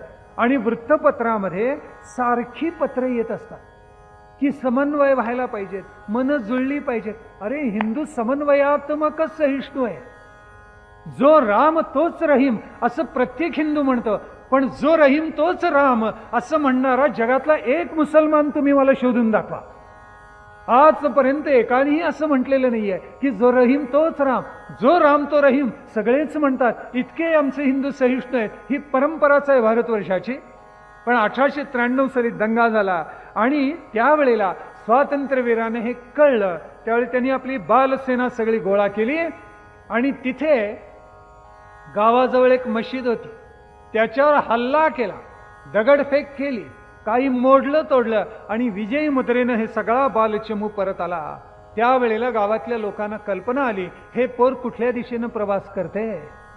तेव्हा गावामधले काही जण म्हणायला लागले, थांब, भटाचा पोर काय, तुझ्या मुखामध्ये मासा कोंबतो, थांब. पण स्वातंत्र्यवीर फार सावध होते, तो प्रसंग त्यांनी कधी आणू दिला नाही. फार चतर आणि अत्यंत हुशार होते. 1899 साल आलं आणि 1893 साली अमेरिकेला गेलेले विवेकानंद परत आले ते. आणि त्यांच्या व्यक्तिमत्वाचं, कर्तृत्वाचं प्रचंड प्रभाव सगळ्या समाजावर पडलेला होता. हा प्रभाव त्यांच्यावर असतानाच गंमत झालेली होती मोठी. प्रत्यक्ष सावरकरांच्या कुटुंबामध्ये बाबाराव हे विवेकानंदांच्या विचारांनी अत्यंत भारून गेलेले होते. राजयोग विवेकानंदांनी जी पुस्तिका लिहिलेली आहे त्याची त्यांनी पारायण केलेली असावी, ऐकलेलं असावं, अभ्यास केलेला असावा आणि कुंडलिनी आपली जागरूक व्हावी. आपण योगाकडे जावं, योग हेच आपल्या जीवनाचं माध्यम व्हावं, तेच लक्ष अंतिम असावं, असा विचार करायला त्यांनी प्रारंभ केलेला होता. पण बाबाराव या मार्गाकडे वळणार एवढ्यात प्लेग आला आणि प्लेग आल्यामुळं स्वातंत्र्यवीर सावरकरांच्या कुटुंबाला वेगळंच वळण लागून गेलं. अन्यथा बाबाराव कदाचित योगी सावरकर म्हणून प्रख्यात झाले असते. पण स्वातंत्र्यवीरांच्या मनामध्ये मात्र राष्ट्राच्या उत्थापनाचा आणि या राष्ट्राला स्वातंत्र्य मिळवून द्यायचा हाच एकमेव विचार होता. तेव्हा त्यांनी त्यांच्या मित्रांनी एकच ठरवलेलं होतं, काय की अरे सशस्त्र क्रांती हेच साधन, सशस्त्र क्रांती हेच साधन आणि पूर्ण स्वातंत्र्य आणि स्वायत्तता हेच साध्य. लहानपणापासून स्वातंत्र्यवीरांच्या मनामध्ये विचाराचा गोंधळ कधी झाला नाही. तो गांधींच्या मनामध्ये फार असावा. आणि म्हणून स्वातंत्र्यवीरांनी जे लेखन केले त्याच्यामध्ये एक प्रकरणच आहे मोठं, गांधी गोंधळ असंच नाव आहे. त्यांनी किती परस्पर विरोधी विचार व्यक्त केले आणि आपल्याच वचनाला किती परस्पर छेद दिला याचं वर्णन सावरकरांनी त्याच्यामध्ये केलेलं आहे. पण इथे भावार्थ असा की सशस्त्र क्रांती हेच साधन आणि पूर्ण स्वातंत्र्य आणि स्वायत्तता हे साध्य, याच्याबद्दल सावरकरांच्या मनामध्ये कधी संदेह नव्हता. आणि म्हणून तिळभांडेश्वराच्या बोळामध्ये आबा दरेकरांच्या घरी माडीवर त्या अंधारलेल्या बोळामध्ये हे सगळे राष्ट्रहित जपणारे तरुण एकत्र येत असत, ज्याच्यातून पुढे मित्रमेळा निर्माण झाला. तो मित्रमेळा पुढे पहिल्या दशकामध्ये 20व्या शतकाच्या वाढला आणि पुढे 1904 नंतर वाढत वाढत जाऊन त्याचंच रूपांतर शेवटी अभिनव भारतमध्ये झालं. आबा हे पांगळे दरेकर पांगळे असले तरी ईश्वराने त्यांना इतकं भरभरून दिलेलं होतं की ते त्यांनी उचललं. प्रतिभा त्यांची फुलत गेली आणि कवी गोविंद या नावाने ते प्रख्यात झाले. मुख्या मनाने किती उधळावे शब्दांचे बुडबुडे, मुख्या मनाने किती उधळावे शब्दांचे बुडबुडे, तुझे पवाडे गातील पुढती तोफांचे चौघडे. टिळकांचे कट्टर अनुयायी स्वातंत्र्यवीर होते आणि कवी गोविंदही होते. आत्मानुभूतीनं उसंबळून येऊन त्यांनी हे काव्य लिहिलेलं आहे. आणि एका स्तंभावरी उभी ही महाराष्ट्र द्वारका असं कवी गोविंद बोलून गेलेले आहेत. हा स्तंभ कोणता? लोकमान्य टिळकरूपी स्तंभ आहे, ज्याच्यावर ही सगळी महाराष्ट्राची द्वारका त्यानं पेललेली आहे असं वर्णन कवी गोविंदांनी करून ठेवलेलं आहे. इतकं उत्कट भव्य आणि राष्ट्रभक्तीनं रसरसून आलेलं काव्य गोविंदांनी रच. पुढे पुण्यात स्वातंत्र्यवीर सावरकर येऊन दाखल झाले. पण त्याच्या अगोदर या तिळभांडेश्वराच्या बोळामध्ये अनेक स्वप्न या सगळ्या तरुणांनी रंगवलेली होती. महाराष्ट्राच्या नव्हे भारतवर्षाच्या स्वातंत्र्याचं स्वप्न त्यांनी मनामध्ये जागवलेलं होतं. ब्रिटनचा राजा हा भारताचा बादशाह नव्हेच नव्हे म्हणून आग्रहाने भांडणही केलेली होती आणि सशस्त्र क्रांती कशी करावी याची स्वप्न सुद्धा त्या अंधारी बोळामध्ये त्यांनी रंगवलेली होती. आणि या वेळेला या मुलाचं वक्तृत्व फुलत गेलेलं होतं. अतिशय लहान असताना नाशिकला झालेल्या वक्तृत्व स्पर्धेमध्ये त्यांनी बर्व्यांच्या सांगण्यावरून भाग घेतलेला होता आणि इतकं उत्कट आणि भव्य शेवटचा क्रमांक होता बोलायचा आणि ऐकणारी सगळी मंडळी कंटाळलेली होती, कारण फार थोडे चांगले बोलणारे. कंटाळा आल्यानंतर ज्या वेळेला विनायकराव तात्याराव बोलायला उभे राहिले, स्वातंत्र्यवीर सावरकर वय लहान आहे त्यावेळेला बोलायला उभे राहिले आणि उठून जायला निघालेली मंडळी खाली बसली. आणि खाली बसले कारण वक्तृत्व इतकं अमोघ होतं, अपूर्व होतं. स्तब्ध होऊन माणसं ऐकायला लागली, चित्रासारखे बसले आणि स्वातंत्र्यवीरांचं वक्तृत्व ऐकतायत. सगळे स्पर्धक बोलून संपले. शेवटचा क्रमांक बोलण्याचा तात्यारावांचा होता आणि परीक्षक आपापसात कुजबुजायला लागले आणि शेवटी घोषित केलं पहिला क्रमांक विनायक दामोदर सावरकर. आणि त्यावेळेला आशंका प्रगट केली की इतका लहान मुलगा इतकं भव्य दिव्य बोलू कसं शकेल, त्याची भाषा इतकी प्रगल्भ प्रौढ कशी असू शकेल. निबंध स्पर्धेमध्येही त्यांना अनेक पारितोषिकं मिळाली, हे कदाचित त्यांनी दुसरीकडून तर लिहून घेतलेलं नसेल. आणि त्यावेळेला परीक्षकांच्या आशंकेला उत्तर देताना एका ठाई स्वातंत्र्यवीरांनी सांगितलेलं होतं, अरे गुणाः पूजा स्थानम गुणीषु न च लिंगम न च वयः. प्रचंड आत्मविश्वास सावरकरांच्या हृदयामध्ये निश्चितपणे होता. 50% यश त्यांचं त्याच्यामध्ये सामावलेलं असं. 50% आत्मविश्वास, 50% केलेला अभ्यास. मी वक्तृत्व कसं शिकलो, कसं वाढवलं आणि मी वक्ता कसा झालो याच्या आठवणी स्वातंत्र्यवीरांनी लिहिलेल्या आहेत. वक्तृत्व कसं असावं याच्यावरचे ग्रंथ अभ्यासावेत, पाठांतर उदंड करावं, काही लेखन करावं, काही व्याख्यानं लिहून काढावी, त्याच्यामध्ये सुभाषितं कशी पेरावी याचा विशेष अभ्यास त्यांनी केलेला होता. इंग्रजी भाषेमध्ये म्हण आहे genius is 1% inspiration and 99% perspiration. अगदी लोकोत्तर असला, अलौकिक बुद्धिमत्ता असलेला तरी त्याचं अंतःप्रेरण 1% असतं आणि 99% त्यांनी गाळलेला घाम असतो. काही अंशी एक खरं आहे. तेव्हा मी वक्ता कसा घडत गेलो याच्या काही आठवणी स्वातंत्र्यवीरांनी फार सुंदर लिहून ठेवल्या आहेत. पुढे मॅट्रिकची परीक्षा उत्तीर्ण झाल्यानंतर स्वातंत्र्यवीर सावरकर जे निघाले, पुण्यामध्ये येऊन दाखल झाले आणि फर्गसन महाविद्यालयामध्ये त्यांनी प्रवेश मिळवला. आणि त्यावेळेला रँगलर परांजपे प्राचार्य होते आणि स्वातंत्र्यवीर हे वसतिगृहामध्ये राहायला लागले. फर्गसन महाविद्यालयामध्ये नाशिक त्यांनी सोडलं. त्यावेळेला तिथला जो ब्रिटिशांचा अधिकारी होता त्यांनी एक नोंद केलेली होती, मॉन्टगोमेरी असं त्याचं नाव होतं, आणि त्यांनी लिहून ठेवलेलं होतं, इतक्या लहान वयामध्येच अनेकांना मुग्ध करून सोडण्याचं अलौकिक वक्तृत्व सावरकरांनी प्राप्त केलेलं आहे. ब्रिटिश किती जागे होते पहा. त्या मॉन्टगोमेरीने अशी नोंद करून ठेवलेली होती की हा जहाल बोलतो, हा तिखट बोलतो, मुद्देसूद बोलतो, इतिहासाला धरून बोलतो. आणि स्वातंत्र्यवीर पुण्यामध्ये येऊन दाखल झाले आणि पुण्यामध्ये अभ्यास विशेष त्यांनी केला नाही. महाविद्यालयीन कारकीर्द अभ्यासू विद्यार्थी म्हणून गाजवली नाही, पण त्यांचं व्यक्तिमत्व अत्यंत आकर्षक होतं. त्यांचा इतिहासाचा आणि संस्कृती धर्माचा अभ्यास दांडगा होता.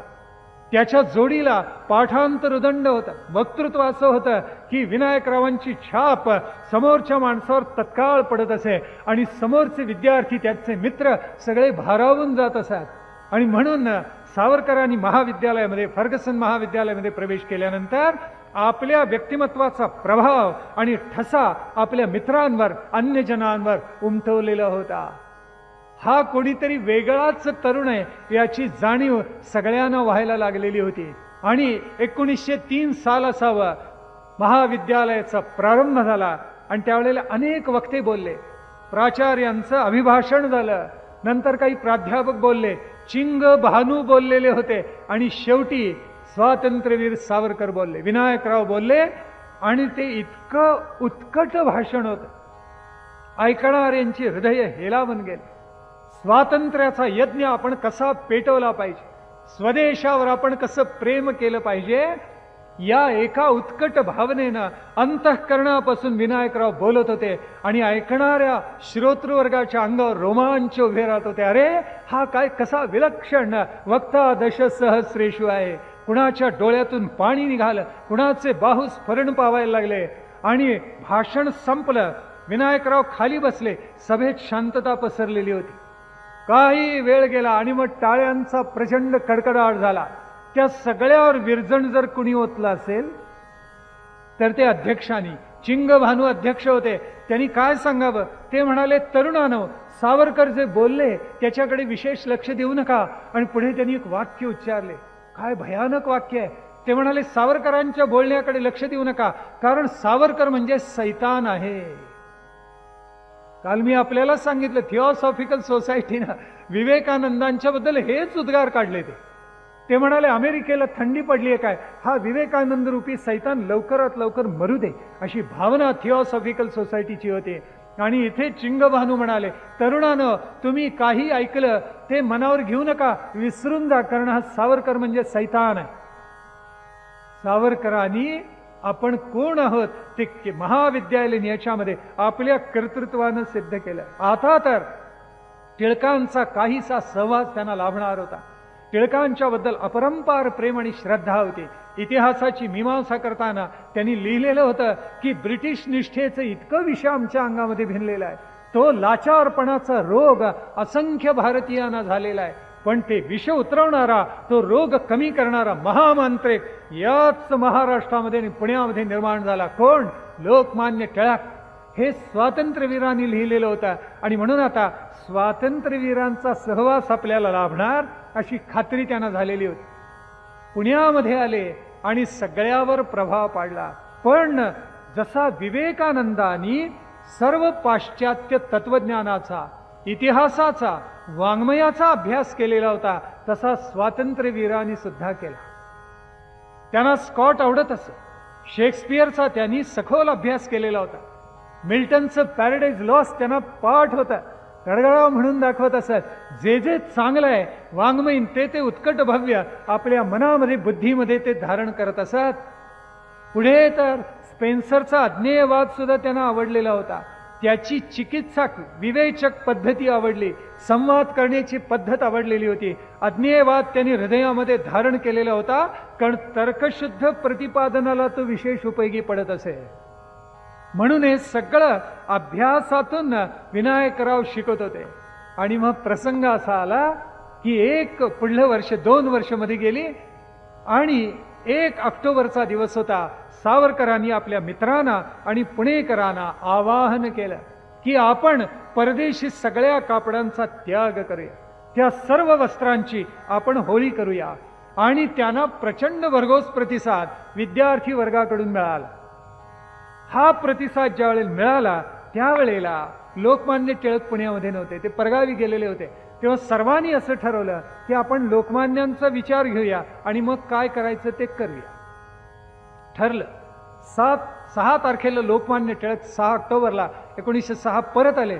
बंगालच्या फाळणीचा उद्घोष झालेला होता आणि उत्तर भारत पेटून उठलेला होता आणि लोकमान्यांनी त्याच्यावर अग्रलेख लिहिलेले होते केसरीमध्ये. आणि त्यावेळेला स्वातंत्र्यवीर जाऊन भेटले. लोकमान्य वडील आहेत, त्यांना मोठे आहेत वयाने. लोकमान्यांना लोकमान्यता ही प्राप्त झालेली आहे. केसरी दुमदुमतोय, लोकमान्यांचं नाव भारतवर्षामध्ये दुमदुमलेलं आहे. आणि अशा वेळेला सावरकर त्यांना भेटायला गेले आणि ते म्हणाले असं आवाहन केलेलं आहे तेव्हा आपण आम्हाला मार्गदर्शन करावं. सावरकरांचं पाऊल एक जसं पडत होतं त्याच्या पुढे एक पाऊल लोकमान्यांनी टाकलं. ते म्हणाले परदेशी कापडांची होळी करणार का? मग थोडे कपडे जाळू नका, प्रचंड होळी झाली पाहिजे, हजारो कपडे आणा आणि जाळा, असा आग्रह सावरकरांच्या जवळ टिळकांनी केला. आणि इतका आनंद झाला सावरकरांनी, खरोखर हजारो परदेशी कपडे गोळा करण्यात आले. रे मार्केट पासून ही सगळी मंडळी निघाली. लकडी पूल, संभाजी पूल आपला ओलांडला आणि मग त्या कपड्यांची सगळी होळी करण्यात आली. प्रचंड. त्यावेळेला टिळक कदाचित सावरकरांचं मन पाहायचं असावं. ते म्हणाले होळी एके ठिकाणी करूया आणि सभा दुसरीकडे करू. मग सावरकर म्हणाले होळी करायचा हेतूच गेला, मला हे अमान्यच आहे. जिथे परदेशी कपड्यांची होळी होईल तिथेच आपली सभा व्हायला पाहिजे. आणि कदाचित लोकमान्यांना कौतुक वाटलं, त्यांनी मान्यता दिली. हा तडफदार तरुण कसा आहे हे त्यांनी ओळखलेलं होतं. लोकमान्यांना माणसांची परीक्षा फार होती. सावरकरांचं अंतरंग त्यांनी बरोबर ओळखलेलं होतं. आणि प्रचंड होळी करण्यात आली आणि तिथं व्याख्यानं झाली. स्वातंत्र्यवीर सावरकर सुद्धा बोलले आणि त्याचा प्रभाव इतका पडला समाजात. नेमस्त लोकांना इतकं वाईट वाटलं की आपणच जळल्यासारखी त्यांची तडफड सुरू झाली. आणि सगळे नेमस्त म्हणाले असं करू नका, कपडे जाळू नका, गोरगरिबांना वाटा, त्यांच्या तरी ते उपयोगाला येतील, असं म्हणून नेमस्तांनी इतकं पडखाव धोरण स्वीकारलेलं होतं. हे सगळं चाललं तर आपल्याला आश्चर्य वाटेल, परदेशामधल्या एका व्यक्तीनं या होळीचा निषेध केला. नाव पटकन आपल्या मनात आलं असेल. दक्षिण आफ्रिकेमध्ये होते ते गृहस्थ त्यावेळेला. त्यांचं नाव मोहनदास करमचंद गांधी. पुढे ते महात्मा गांधी झाले. पण त्यावेळेला गांधींनी तिथून निषेध केला की परदेशी कपड्यांची होळी तुम्ही करू नका. काय नडलं तर? पुणे कुठे, दक्षिण आफ्रिका कुठे, पण निषेध केला तिथे बसून त्यांनी. आश्चर्य असं की पुढे त्यांना हा मार्ग मान्य नव्हता, पण त्याच मार्गाला गांधींना पुढे यावं लागलेलं. त्यांना 1921 साली परदेशी कपड्यांची होळी करावी लागली आणि धिक्कार करावा लागला आणि सांगितलं स्वदेशी कपडे वापरा. त्याचा प्रयोग कितीतरी दिवस अगोदर, 15-16 वर्ष अगोदर स्वातंत्र्यवीर सावरकरांनी लोकमान्यांच्या संमतीनं आणि त्यांच्या आशीर्वादाने केलेला होता. होळी झाली आणि परांजपेना काय दुःख झालं कोणाचं.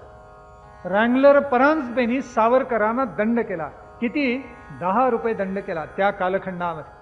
आणि दुसरं जर काय केलं असेल, वसतिगृहातून काढून टाकलं, ते हकलून दिलं. यापुढे तुला या वसतिगृहामध्ये राहता येणार नाही. पुढे ज्युबिली महोत्सव झाला आणि सावरकरांचा सत्कार पुण्यामध्ये झाला. योग असा की त्याचे अध्यक्ष कोण? तर रँगलर परांजपे. इतिहास कशी गंमत करत असतो बघा. हे घडलं पुढे खरोखर. पण त्यावेळेला वसतिगृहातून बाहेर काढलं आणि टिळकांनी केसरीत त्यावेळेला एक अग्रलेख लिहिलेला होता, हे आमचे गुरुच नव्हत, परांजपेंना इतकं हडसून खडसावून त्यांनी लिहिलेलं होतं, त्यांच्यावर अतिशय कठोर टीका केलेली होती. आणि म्हटलं तर की आमचे गुरु नव्हेतच, ज्यांना राष्ट्रीय प्रेम नाही, स्वभाषा, स्वधर्म, स्वदेश, स्वसंस्कृती यांचं प्रेम नाही, ही काय आमची माणसं आहेत. म्हणून परांजपेंच्यावर टीका केली. पण त्या परांजपेंना टिळकांच्या बद्दल आदर होता, विलक्षण आदर होता. कारण टिळकांचे चिरंजीव प्लेगला बळी पडायच्या अगोदर फर्गसन महाविद्यालयातच होत. आणि एक गणित परांजपे वर्गात शिकवायला आले आणि त्यांना ते सुटलं नाही. आश्चर्य काय, हा रँगलर मनुष्य, पण गणित सोडवता आलं नाही. मग ते सगळ्या विद्यार्थ्यांना म्हणाले, उद्या सोडवून घेऊन या, जो हे सोडवेल मी त्याला उद्या मोठं बक्षीस देईन, 100 रुपये बक्षीस देईन. वर्ग संपला, तास संपला आणि सगळे तरुण एकत्र झाले. विश्वनाथराव आणि त्यांच्या मित्रांनी विचार केला, दादांच्याकडून गणित सोडवून घ्यावं. म्हणजे कुणाकडून? लोकमान्यांच्याकडून. कारण मुलं वडिलांना दादा म्हणत होती त्यावेळेला. विश्वनाथराव त्यांची भावंड टिळकांना दादा म्हणत असत. रात्रीची घरी जेवणं झाली आणि टिळक बसले झोपाळ्यावर, अडकित्ता सुपारी आणि दुसऱ्या दिवशीच्या अग्रलेखाचा विचार मनामध्ये. बरं का, हा चाललेला असताना विश्वनाथराव शेजारी येऊन उभे राहिले. लोकमान्य भोजनोत्तर झोपाळ्यावर बसत असत, हातात अडकित्ता सुपारी असे, म्हणून अनेक पुणेकरांनी तो प्रयोग सुरू केला. बरं का, पण असं कोणी करतं म्हणून कोणी टिळक होत नाही. सद्गुण धारण केल्याशिवाय मनुष्य आत्मोन्नत होत नाही. आमच्या समाजाचं दुर्दैव असं की लोकमान्यांचा अडकित्ता अनेकांनी घेतला, पण कित्ता फार थोडे जणांनी गिरवला. तो गिरवला असता तर स्वातंत्र्य केव्हाच मिळालं असतं. गांधींचे अनुयायी, काय सांगायचं आपल्याला, त्याहून थोर, त्यांनी गांधींच्या चरख्याचा विस्तार केला. चर आणि खा. इथे विश्वनाथराव शेजारी उभे राहिले आणि लोकमान्यांनी विचारलं, काय मनात काय आहे, काही अडचण आहे का? त्यावेळी विश्वनाथराव म्हणाले, अहो एक गणित अडले दादा, मला जरा सांगा ना. टिळकांनी म्हणे ते पाहिलं गणित आणि खाली उत्तर लिहिलं. काय विद्वान असते, काय विद्वत्ता असेल. त्यावेळी विश्वनाथराव म्हणाले, दादा गणिताला मध्ये पायऱ्या असतात की, त्याच्याशिवाय हे उत्तर तुम्ही कसं लिहिलं मला कसं कळावं. म्हणून 2 पायऱ्या टिळकांनी मध्ये लिहिल्या. आणि विश्वनाथरावांना इतका आनंद झाला, हर्षवायू झाला. रात्री झोप आली नाही त्यांना अत्यानंदानं, कारण स्वप्न पहाटे पडलं, आपण रँगलर परांजपेंची कशी फजिती करतो आहोत. बरं का, दुसरा दिवस उजाडला आणि परांजपे विचारलं, तास भरला, वर्ग भरला, कुणी सोडवले गणित, कुणी हात वर केला नाही. सगळा फळा भरून 25-30 पायऱ्या लिहिल्या. परांजपेंनी गणित सोडवलं आणि शेवटी म्हणाले, तुम्ही कुणी प्रयत्न केला नाही, याचं मला फार दुःख होतं. त्यावेळेला विश्वनाथराव उभे राहिले आणि ते म्हणाले, सोडवलं कसं नाही, मी सोडवले. आणि इतक्या पायऱ्या कशाला लिहायला लागतात, 2-3 पायऱ्यात मी उत्तर लिहिले. त्यावेळेला परांजपे हसले, म्हणाले, विश्वनाथराव इकडे या. बोलवले त्यांना वरती व्यासपीठावर आणि जवळ आल्यानंतर म्हणाले, बघूया जरा. वही आपली हातामध्ये घेतली, ती पाहिली आणि परांजपे मला वाटते आयुष्यात एकदाच रडले असावेत ते या प्रसंगी. फार कठोर, तर्क कठोर होते परांजपे. रँगलर परांजपे, गणिती, तर्क कठोर. त्यांनी ती पाहिली वही आणि त्यांच्या डोळ्यात पाणी आलं अक्षरशः. आणि ते म्हणाले, विश्वनाथराव दादांना आमचा नमस्कार सांगा. गणित कुणी सोडवले कळले आम्हाला. आणि पुढे म्हणाले, लोक आम्हाला रँगलर म्हणतात, पण टिळक म्हणजे रँगलरांचे रँगलर आहेत, असे उद्गार वर्गामध्ये परांजपेंनी काढलेले होते. पण इथे प्राचार्य आणि शिस्त मोडली म्हणून स्वातंत्र्यवीरांना सांगितलं की तुम्हाला इथे राहता येणार नाही. काढून टाकले वसतिगृहामधून, 10 रुपये दंड केला. हे कळल्याबरोबर अनेकांच्या पैशाचं ओघ सावरकरांच्याकडे लागला. स्वातंत्र्यवीरांनी दंड तेवढा भरला आणि बाकीचे पैसे ज्यांना गरज होती त्यांना देऊन टाकलं. पुण्यामधल्या पैसा फंडाला त्यातली काही रक्कम स्वातंत्र्यवीरांनी त्यावेळेला दिलेली होती. पैसा फंडाला. पुढे BA ची परीक्षा स्वातंत्र्यवीर सावरकर उत्तम प्रकारे उत्तीर्ण झाले. आणि मग त्यांच्या मनामध्ये एक भाव असा जागला की आता लंडनवरच स्वारी करावी, सिंहाच्या गुहेमध्ये जाऊन त्याची आयाळ कापावी, असं त्यांच्या मनात यायला. आणि पंडित श्यामजी कृष्ण वर्मा जे भारतीय हिंदू तरुणांना विशेष अनुदान देऊन बोलावून घेत असतात, कुठे? लंडनमध्ये. त्यांचं एक प्रकटन आलेलं होतं आणि त्या प्रकटनाला अनुसरून स्वातंत्र्यवीरांनी एक विनंती पत्र त्यांच्याकडे पाठवून दिलेलं होतं आणि त्याला प्रशस्ती पत्र कुणाचं जोडलेलं असेल आपल्याला आश्चर्य वाटेल. दोन महापुरुषांचं, एक काळकार शिवरामपंत परांजपे आणि दुसरे होते लोकमान्य टिळक. या दोघांनी यांच्या नावाची शिफारस केलेली होती स्वातंत्र्यवीरांच्या. लोकमान्यांनी तर लिहिलेलं होतं, आपल्याकडे प्रचंड गर्दी असते, ज्यांची नावं येतात त्याच्यामुळे मी विशेष लिहावून शिफारस करावी असं नव्हे, पण ज्यांचं नाव मी शिफारस करून आपल्याला कळवतोय हा तरुण सावरकर राष्ट्रभक्तीनं रसरसलेला आहे. याला दूरवर पाहायची अंतरंगाची आस आहे, ओढ आहे आणि याचं चारित्र्य शेवटी लोकमान्यांनी लिहिले बरं का, याचं चारित्र्य अत्यंत विशुद्ध आहे. लोकमान्य टिळकांच्या चारित्र्याबद्दल ब्रिटिशांना आदर होता. नेव्हिन्सननी लिहून ठेवले, जगाला वाकवलं पण टिळकांना नाही वाकवता आलं. इतक्या विशुद्ध चारित्र्याचा मनुष्य आम्ही पाहिलाच नाही, कारण ते पाहणार कोण? क्लिंटन सारखे भविष्यातले. म्हणून या तरुणाचं चारित्र्य विशुद्ध आहे, तेव्हा याचं नाव स्वीकारण्यात यावं असं लिहिलं आहे. काळकारांचं नाव का घेतलेलं होतं स्वातंत्र्यवीरांनी? कारण प्लेगचा निषेध त्यांनी त्या कालखंडामध्ये केलेला होता आणि राष्ट्राला स्वातंत्र्याला अनुकूल शिवराम पंतांनी भरपूर लिहिलेलं होतं. म्हणून त्यांच्याबद्दलचा आदर, केसरीकारकांबद्दलचा आदर या स्वातंत्र्यवीरांच्या मनामध्ये होता. मग स्वातंत्र्यवीरांनी 24 एप्रिल 1906 या दिवशी त्यांचे दोन मित्र होते भट आणि खरे, त्यांच्या समोर त्यांनी प्रतिज्ञापत्र लिहिलेलं होतं आणि त्याच्यावर सही केलेली होती. ते पाठवायचं होतं लंडनला आणि ती प्रतिज्ञा त्यांनी लिहिली. त्या प्रतिज्ञामध्ये असं अभिवचन द्यावं लागत असे की शिकल्यानंतर मी कोणतीही नोकरी करणार नाही, ब्रिटिशांची तर नाहीच नाही. मॅजिस्ट्रेट असो, अमुक असो, कोणतंही पद असो, जिल्हाधिकारी असो, उपजिल्हाधिकारी असो, ब्रिटिशांचं कोणतंही पद मी स्वीकारणार नाही, त्यांची नोकरी करणार नाही. भारतवर्षाच्या स्वातंत्र्यासाठी, या राष्ट्राच्या आत्मोन्नतीसाठी मी स्वतःला झोकून दे असं प्रतिज्ञापत्र द्यावं लागत असे. आणि ते प्रतिज्ञापत्र स्वतः तयार झाल्यानंतर स्वातंत्र्यवीरांनी आपल्या मित्रांच्या साक्षीनं त्याच्यावर स्वाक्षरी केलेली होती. पुढे मे महिन्यामध्ये पुण्यामध्ये करारपत्रावर स्वाक्षरी केली आणि ते सगळी कागदपत्र लंडनला श्यामजी कृष्ण वर्मांच्याकडे पाठवण्यात आले. लोकमान्यांनी सांगितल्यावर कोण नाही म्हणेल. ते लोकमान्यांची शिफारस पाहिली, स्वातंत्र्यवीरांनी अगोदर काय काय केलेलं आहे पाहिलं, त्याच्यामध्ये स्वातंत्र्यवीरांनी लिहिलेलं होतं की आमच्या जीवनाचं उद्दिष्ट एकाच, सशस्त्र क्रांतीतून संपूर्ण स्वातंत्र्य आणि स्वायत्तता हे अभिवचन राहील, याच्यामध्ये कधीही बदल होणार नाही असा उल्लेख स्वातंत्र्यवीर सावरकरांनी केलेला होता. आणि पंडित श्यामजी कृष्ण वर्मांनी जे काही मोजके तरुण बोलवले त्याच्यामध्ये स्वातंत्र्यवीरांचा समावेश होता.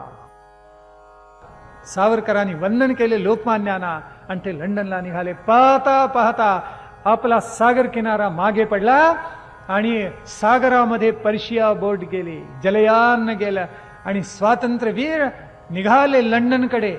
विवेकानंद गेले त्यावेळेला त्यांचे डोळे पाण्याने भरून आलेले होते. गंगा यमुना घळघळा वाहिल्या आणि त्यांना किनारा दिसेनासा झाला होता. स्वातंत्र्यवीरांचे बाहू उलट स्फरण पावायला लागलेले होते आणि लंडनमध्ये गेल्यानंतर काय करायचं आणि कोणत्या प्रकारे क्रांतीच्या ज्वाला, क्रांतीचा होम करायचा याची स्वप्न त्यांच्या डोळ्यासमोर आता तरळायला लागलेली होती. स्वातंत्र्यवीरांनी तिथे जाऊन काय केलं, कसं केलं, मित्र कसे गोळा केले, स्वारी लंडन करून इंडिया हाऊस मधून क्रांतीची धगधगती ज्वाला कशी प्रज्वलित केली. मार्सेलिसला कैदी झालेले असताना सुद्धा प्रथम ब्रायटनला जाऊन आपल्या मातृभूमीची आठवण सागरा प्राण तळमळला म्हणून कशी काढली. परत येऊन कैद झाल्यानंतर सुद्धा दुर्दम्य आशावाद कसा प्रगट केला आणि त्रिखंडात गाजलेली मार्सेलिसची उडी कशी टाकली. हा सगळा रोमांचकारी इतिहास आता उद्याच्या आपल्या प्रवचनामध्ये पाहायचा. त्यांचं बाल्य तारुण्य शिक्षण जेवढं आपण थोडक्या वेळात बोललो ते हृदयात धारण करायचं, संपूर्ण वंदे मातरम गायचं आणि त्यानंतरच आज काही काल विरमायचं. स्वातंत्र्यवीर सावरकर की जय, भारत माता की जय.